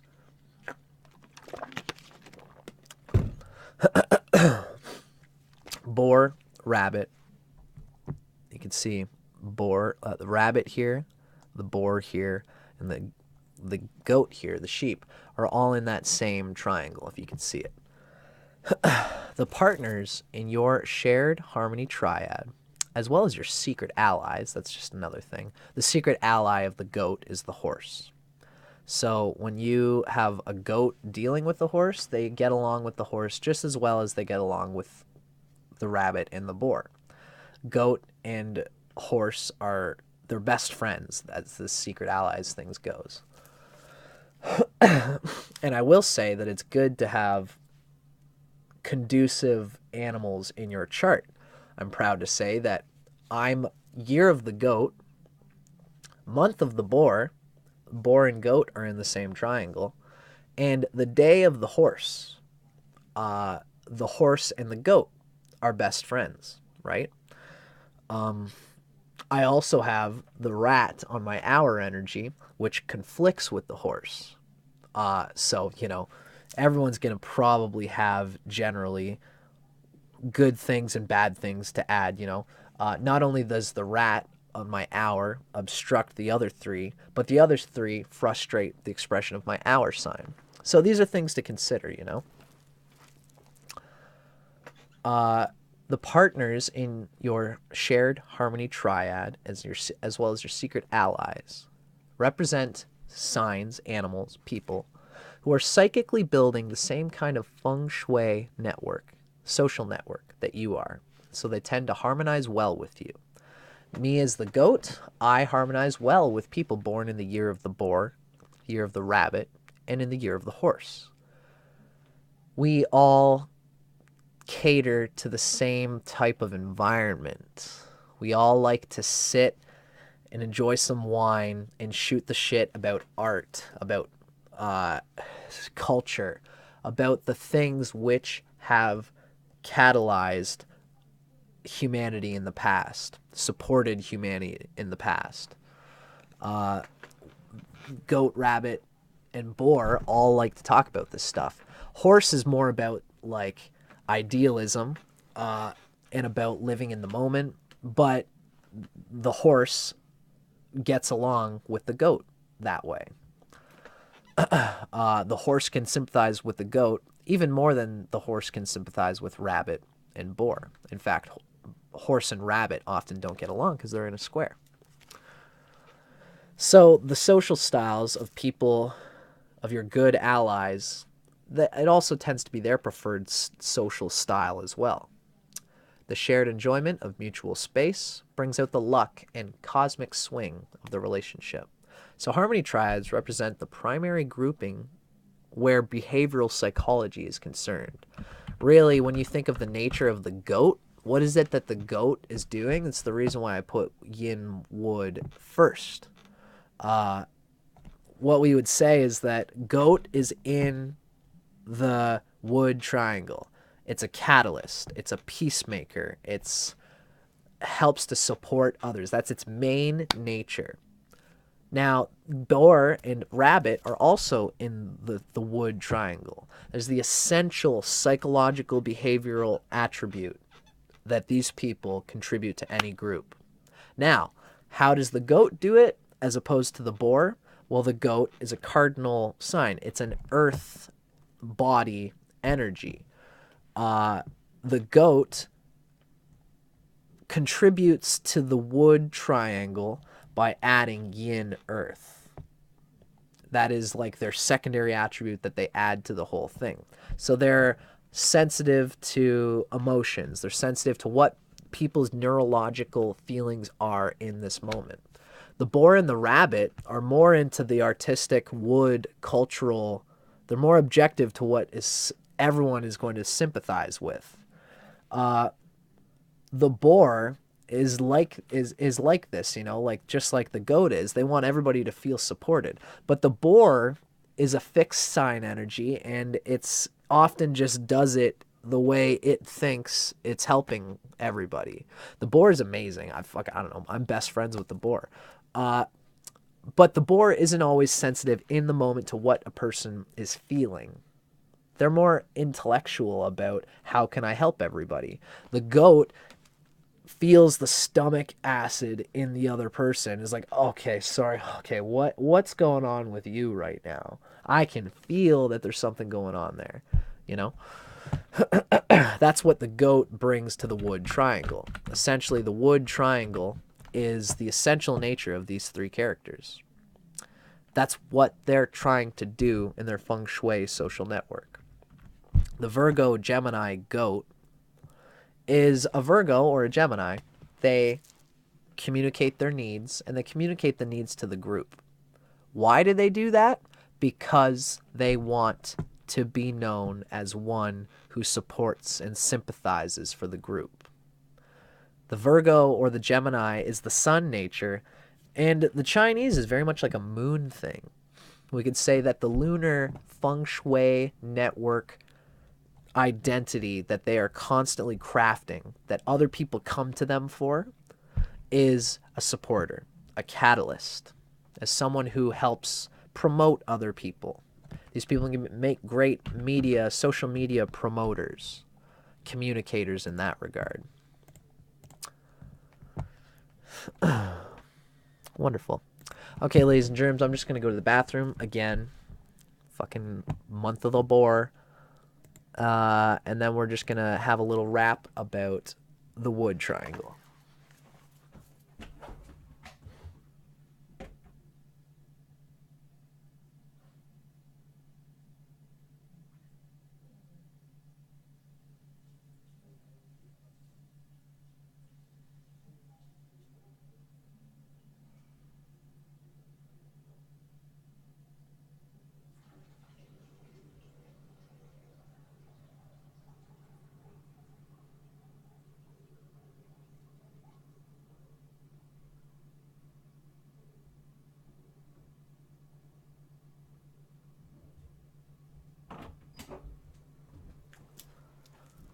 I also drank like a lot of coffee and friggin' vegan juicy whatever the fuck.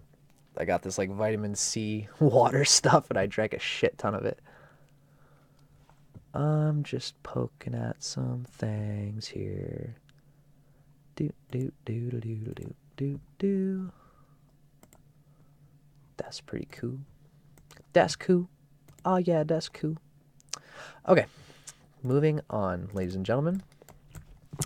Now, we've just talked all about the wood triad, giving you a sense of what the harmony triads are all about. Now, let's zero in specifically on this primal behavioral attribute of what the sheep brings to everyone else in its unconscious subliminal feng shui desire, which is shared with rabbit and boar.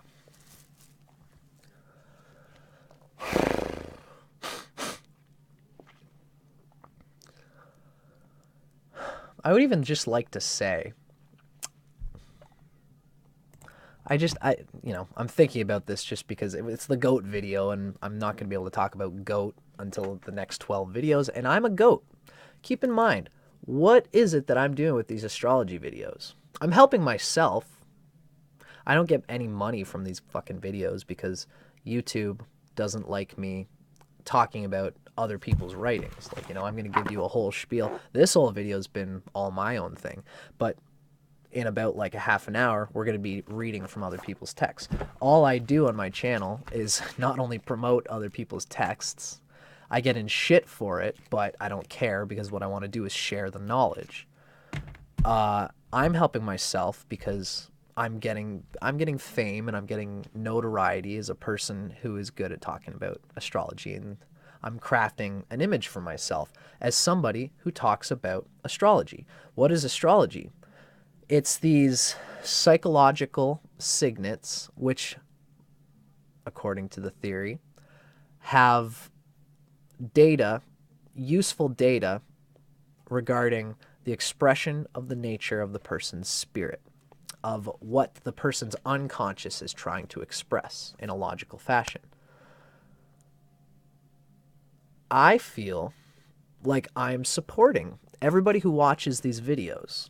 I don't know how you guys are taking this, but whatever, I don't care. I feel like my intention here is to support everybody. And by supporting everybody, I myself am uplifted as a figure who supports everybody. I just put lots of time into it because I love to do it. I love to provide this information to other people. This is something that the catalysts do in the wood triangle. I deeply identify with this desire to be considered a person who supports others. So consider that. Keep that in mind. It's a huge part of my whole shtick. Now, mind you, I'm the goat on my year sign, and I'm also the year of the month of the boar, which is also in the wood triangle. So my values relate to psychology. I'm interested in psychology. As a sheep, as a person in the year of the sheep, with that earth energy there, I consider it as a part of my existence to hear out somebody's stomach emotional issues and for me to think, what could be the cause of this person's emotional drag? And then I try to think logically through astrology and whatever else in order to help them smooth that out. That's a generational, that's like something that my family has, like that's a way I've always appreciated my family. My upbringing has guided me to that. And the year sign has to do with your upbringing, with your grandfather, and with your family cultural lineage. The month sign is more about like your mother and your father and your work, your career. They're all kind of blended up in there. And as a boar person, I'm this shotgun guy doing the same thing as a catalyst, you know? Anyway, I feel like I'm lost in a tither in that regard. But my point is for me to just, I think it's interesting that so much of what I do with my creative energy, my career month energy as the boar, plus as my value system as the year of the goat, it all has to do with being a catalyst to support other people's self-realization. I put in lots of time to do this so that other people can be guided and helped and supported in this way, you know?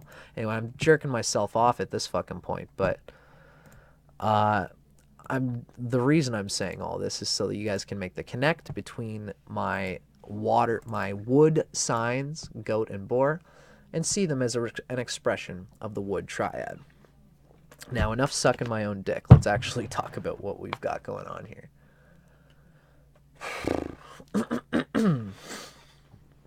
The catalysts, the wood triad.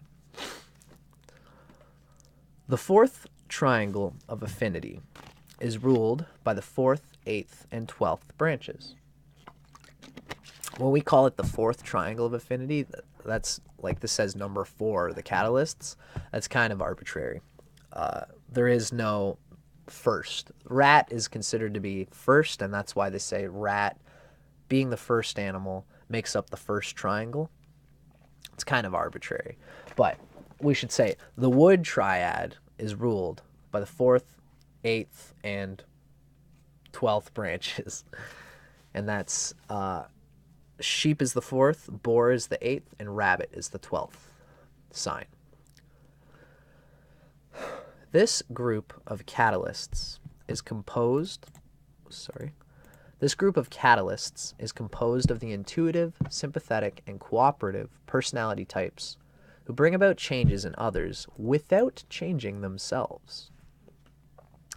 Supportive, sincere, and generous, people who occupy the 4th triangle are not only keen observers, but also skilled in self-preservation. Artistic, impressionable, and creative, these people are the guardians of the visual arts. They're experts in communication, computers, broadcasting, the movie industry, and the music world. I really relate to a lot of this myself, actually. I'm an artist. I'm like mystically impressionable. I consider myself to be creative. And look at that. Visual arts, experts in communication, computers, broadcasting. That's exactly what I'm doing with this whole fucking thing. You know, I've got this whole technological presentation, and I've scripted it in a way to help it myself do what it is that I'm doing. These people are acting as shapers and movers behind the scenes. This trio has their fingers on the pulse of all segments of society, and they know how to make things happen for their own benefit, consciously or unconsciously. It's the wood. It's just like energy, spring, vitality. They just have a sense of how to make connections in order to bring about these positive opportunities. Now, often, they may be too sensitive to changes or negative influences from others, so that they change their minds easily or have feelings of insecurity. This triad tends to be inconsistent and dependent on others to affect the changes they desire, especially if they get used to one person, one group of people. They can be territorial about, when you talk to a goat person about what it is that they love, what's their favorite artist, what's their whatever, they might say, well, my mom and dad have always loved rock and roll. 60s, I'm like a hippie, 60s, 70s music. And I just have always loved that. My favorite bands are like Led Zeppelin, The Doors, The Beatles, Pink Floyd, these sorts of things. Now, why, Mr. Goat? Why is it that that's your favorite music? That's the music of the people that I've grown up with. That's the music that I identify with. And you could ask them, like, doesn't it have something to do with an actual taste in music? And it should. I like to think that, Led Zeppelin and the Beatles are fucking the cream of the crop. But a lot of that is me saying that this is the music that I've known. Amongst the music that I've known with the groups I've associated with, this is what I think is the best. And the wood triangle has good taste. They tend to find the cream of whatever field they get themselves interested in.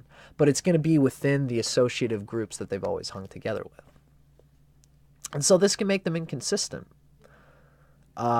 Often you'll ask them about something, and they're not thinking about their honest response, their spontaneous response. The goat can be very spontaneous, but it's still subliminally, they're going to be expressing a positive thought process towards the groups that they are identified with. I'm a hippie, right? So like when I say some things, like you want to talk about psychedelics, you want to talk about spirit, new age stuff. If you ask me anything, I'm going to be thinking about hippiedom because that's a group that I deeply identify with. How do I actually think about whatever subject we're talking about? It's anyone's guess, really, because my mind is blended in with the groups that I identify with, Anyway, you see my point, right? There's a lack of objectivity regarding things there because they're subjective, because they're always trying to think about pushing forward the agenda of those groups which have supported them in the past. In dealing with the occupants of the catalyst triad, one must not expect unconditional support and unwavering loyalty. This might seem to be in contrast to everything I've been saying. They try to support. They try to support everybody. But if you're supporting everybody, the goat, the boar, the rabbit, they're not going to be going and fighting beside you in a war. If they have a house that you need to crash in, you are always welcome to crash in my house, of course. But I got to get up in the morning, so don't expect me to wake up and make you breakfast, because I got my own other people that I have to support. If you're supporting everybody, you can't always be there unconditionally to support with unwavering loyalty. Also, because if there's a 5-sided thing, someone comes to me and says, hey, so Johnny fucked me over. Can you help me fuck over Johnny? The goats or the boar or the rabbit is going to say, I kind of still have positive ties with Johnny, so I'm not going to go with unconditional support towards your directive, because they're trying to support everybody. Remember, they seek to bring people together in the universal spirit of cooperation. Can you guys see me? Yeah. These people will be able to introduce you to all the right people and make connections one would not dream possible. But they cannot and will not force relationships, nor should you expect them to stay and hold your hand through thick and thin. The goat gets its own way in its own pace to the top of the mountain, remember. The wood triad are not famous for their constancy, and they tend to indulge themselves when given the opportunity because it feels good to them. Wood is typically, I think it's defined as a sweet flavor, although that might be earth. I'd have to look that up. But these people are enticed by that which feels good. And when something feels good, don't fix it if it ain't broke. Let's fucking wear it in, squeeze that titty while it's in front of my face, right? Or whatever your sexual orientation, joyful sexual orientation thing is going to be. Whatever it is in that moment, you really want to squeeze it for all it's worth. These wood people have that vibe. They have no inclination for long, painful battles of wills, and they do not provoke or start fights, even when they have just cause. This is part of their thing. They don't want to step on toes, even if they deserve. It's one thing for a Gemini Virgo to express their needs and communicate important things which will help them be their best in a group, in a situation.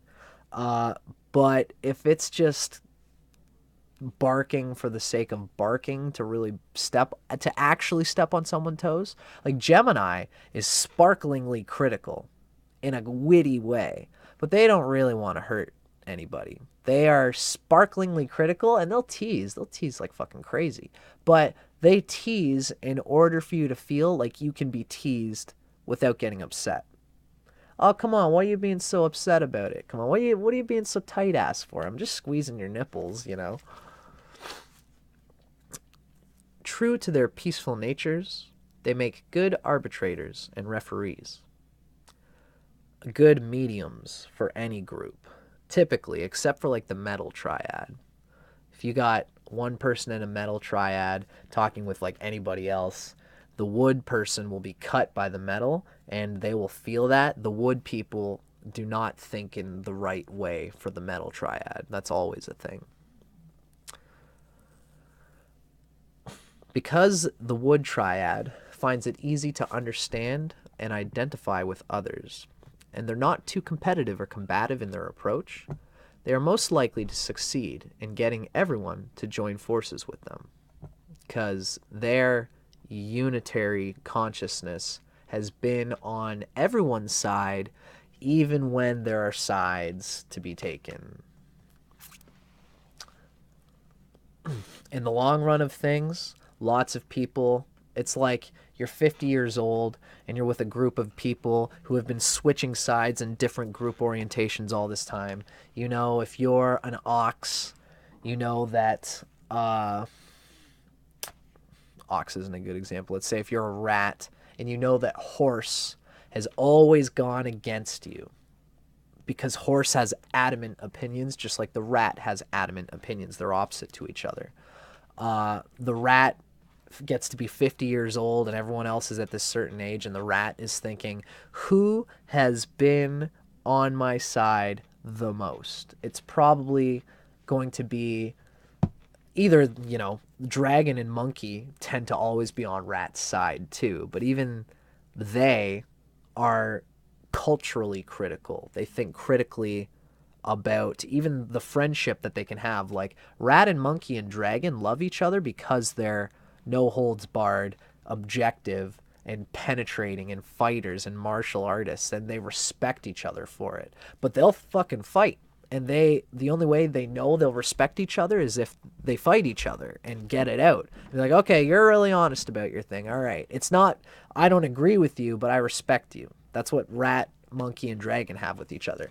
But everyone, when they think in their heads, who has been on, at least not on my side, but who has not been against me for all this time, you'll find that the wood types have never needed to jump out and bop you in the nose for any reason, because they're always trying to support every side and not be critical to any side. The wood triad is approachable, obliging, and diplomatic. They know how to make friends and appease enemies to the best of their advantage. Anyone who wants to work with this group of catalysts should emphasize the virtues of compromise instead of confrontation, and the benefits of negotiation instead of open conflict. These indispensable experts of give and take will be successful in working out their own problems and the problems of others in their own special, unique way. So if you are trying to deal with a goat, just be sympathetic to the fact that they don't want to fight. In fact, often when you're dealing with Gemini or Virgo goat, and you've got to get right down to being serious about something, often they're just so lighthearted and goofy and that sort of mercurial, let's have fun kind of thing. They might be with you, and they'll, in the same way that we were talking about with, like, if they're a psychologist or whatever, they're like, yeah, so, like, you know, the weather outside, right? And then you'll sit and you'll have to play their game to really get down to business with them. Oh, yeah, the weather's been nice. It's nice enough. And then they'll say, oh, yeah, so you've been watching the Leafs? You know, I mean, fuck, they're winning right now. They're kicking ass. Well, I don't know. I don't watch hockey, but you've been watching that new band. They're doing very well. And you gotta say, yeah, I've been watching that band. They've been doing very well. Tra la la la la. Are you done yet, goat? And then, you know, like, are you done? Can we stop the small talk now? If you're too obvious about that, they'll be like, okay, all right, what are you here for? And they'll know that you've lost the wood connection, the sweetness. If you play the game with them, at least give them, you know, if they're like your boss, throw them a bone, be a little bit fun with them. But then it's like, okay, so I came here for this reason, and be objective. Slam your fist on the table and just say, look, this is what we need to do. And if you stand firm, but you're still showing them that you're not only on their side, but you're having the consciousness of negotiation instead of conflict, they'll listen to you no matter what. If you just show that there's something important on your mind that you need to communicate without friction, they'll always listen. It's the great thing about this particular triad of people. Know what I mean? Know what I'm saying?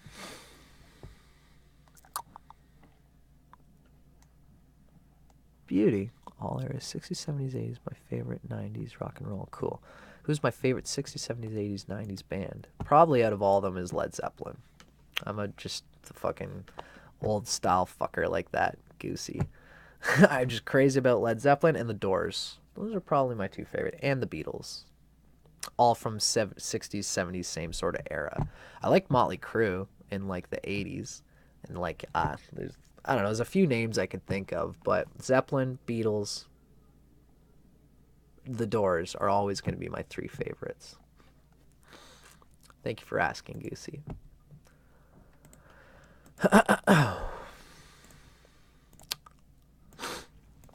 Since I, Dustin Cormier, am a Vedic astrologer, feel free to read this. This is basically saying, I'm a Vedic astrology guy. I'm using Chinese astrology to complement my Vedic astrology. But, you know, I think that, to the Chinese people, when I talk shop with Ba Zi about Chinese people, I say, yeah, I'm a Chinese guy at heart, but, you know, like, this Vedic thing has a lot to offer. And they say, okay, all right. And, you know, I kind of blend into whoever I'm talking to, really. But for the sake of it, what I seem to have written here, and I agree with myself, is that I'm a Vedic astrologer at heart. And I think that the tropical Western chart with your ascendant, your sun, your moon, and all the connections of those are that's who you are with no one around. I believe I've written that. Yeah. Without a social context. Who you are sitting in a cave with no one around, the content of your mind, it's going to have both. You know, the social connections that you think about at the heart are going to involve your Taoist animal signs. But like what you're doing, you know, whoever you associate with is going to reflect your Western chart. The Western chart shows how the light of your awareness is internally guided through past impressions and ego development and logic and psychological development towards your involvement with others and with yourself. When you do, who are you when nobody is around? What is your will outside the context of interpersonal dynamics? Although Venus is interpersonal, you know, it still shows who you are. The Western chart talks about who you are when you interact with people. The Chinese is more about like, what is the feng shui social network that you prefer to operate through? And which is the feng shui network which actually brings you luck? That's what I try to say, is that the Chinese astrology, you could do Vedic astrology, you could do Western astrology without ever having known a word of Chinese astrology. And you'll help people a lot because you'll give them the true sense of what their journey is. But rather, you'll give them a sense of their destination. You'll give them a sense of like, what's the true will? What's the meaning of everything that you've been doing? But part of the meaning of what you've been doing, or part of the meaning of where you've been going, is all the steps in between. The journey is just as important as the destination. I would say Chinese astrology tells you about the enjoyment you can have on the journey along the way. It's a certain luck. Now, if you have a full awareness of your Vedic astrology chart, you'll make it without luck because you'll have self-realization, and it's the deeper center, and that's why so many people are into Western astrology and can do effective readings, very effective, and tell people logically and objectively about where their energy centers are and how they can use them most constructively. Chinese astrology makes that better. In fact, so much better that for me, it's just as important. Straight up. People, Western astrologers, I'm trying to shout this from the fucking mountain already. You are missing out on a key factor of luck that can make your life so much better and easier by observing the archetypes available in Bazi and Chinese astrology. Particularly the real thing, not just this year sign shit that I'm doing here just to fucking bait you guys into being interested in Chinese astrology. The year sign, the animal sign, it's there, of course. It's there. We can see these archetypes, and I'm talking about them. I can see them in myself. But just like how the Western sun sign tells you a lot, but it doesn't tell you everything. In the same way, if everybody jumped on the bandwagon with me and got into Bazi astrology, it would make the journey to the self-realization destination that much sweeter, that much luckier, that much more opportune. Like the Chinese are, they're objective about money and about wealth and about success and about worldly prestige and about connecting with people through feng shui networks in a way that makes it all easier. Work smarter, not harder, folks. And that's what Chinese astrology has to offer Western astrology. Feel free to, now this is just one last word on the dashas, but we've kind of talked about it already. You can feel free to pause this, just get a little bit of extra data there. Feel free to pause this, a little bit extra data there. It's just basically saying the same thing. If you're in Jupiter dasha, it's going to give you an opportunity to climb higher where your Mercury is. And if you don't have a strong Mercury, like if your Mercury is in Cancer, it could frustrate your capacity to go farther in your life. Excuse me. If you're in Venus dasha and you've got a weak Venus, you're going to be emotionally crippled and you're going to have to integrate in that moment. You're going to have to learn how to deal with Venus, and you should be open to that. If you're in your Venus dasha, you're a Mercury-centric person learning about how to be emotionally open and available, and to be objective about the fact that your emotions are important and that you do need to cultivate them. This will make everything, as a Virgo, as a Gemini, as a Mercury-centered person, more effective, more logical, more consistent, more reliable, more happy, more satisfied. Now let's consider what some other authors have said on the subject of this Western sun sign in combination with this Chinese sign of Virgo and Gemini with the goat. In our next video, feeling wacky today. That's right, ladies and gentlemen.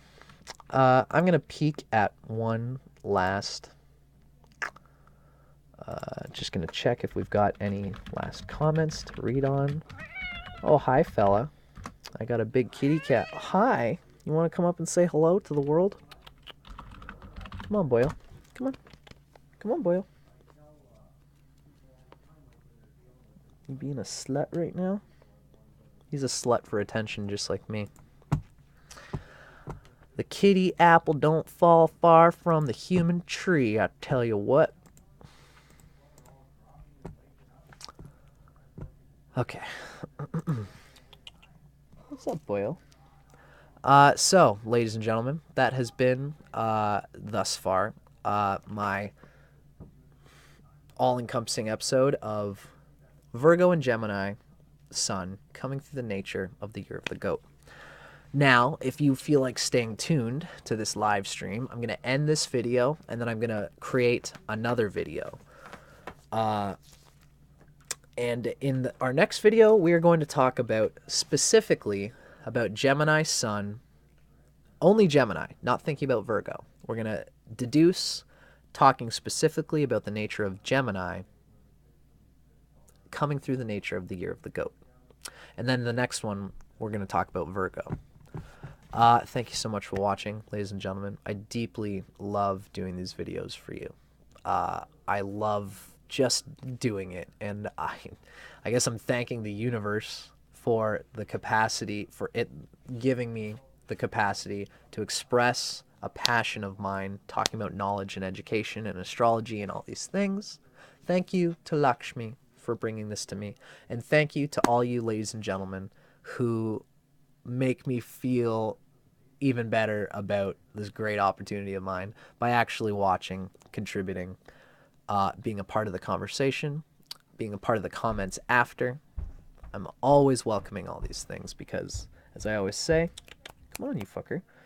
Spirit is always so much more than any one individual personality.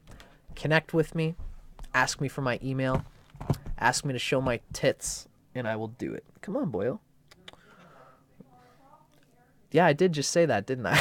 I don't know, my mind's fucking all over the place today. If anyone wants to see my nipples, just feel free to ask, and I will serve.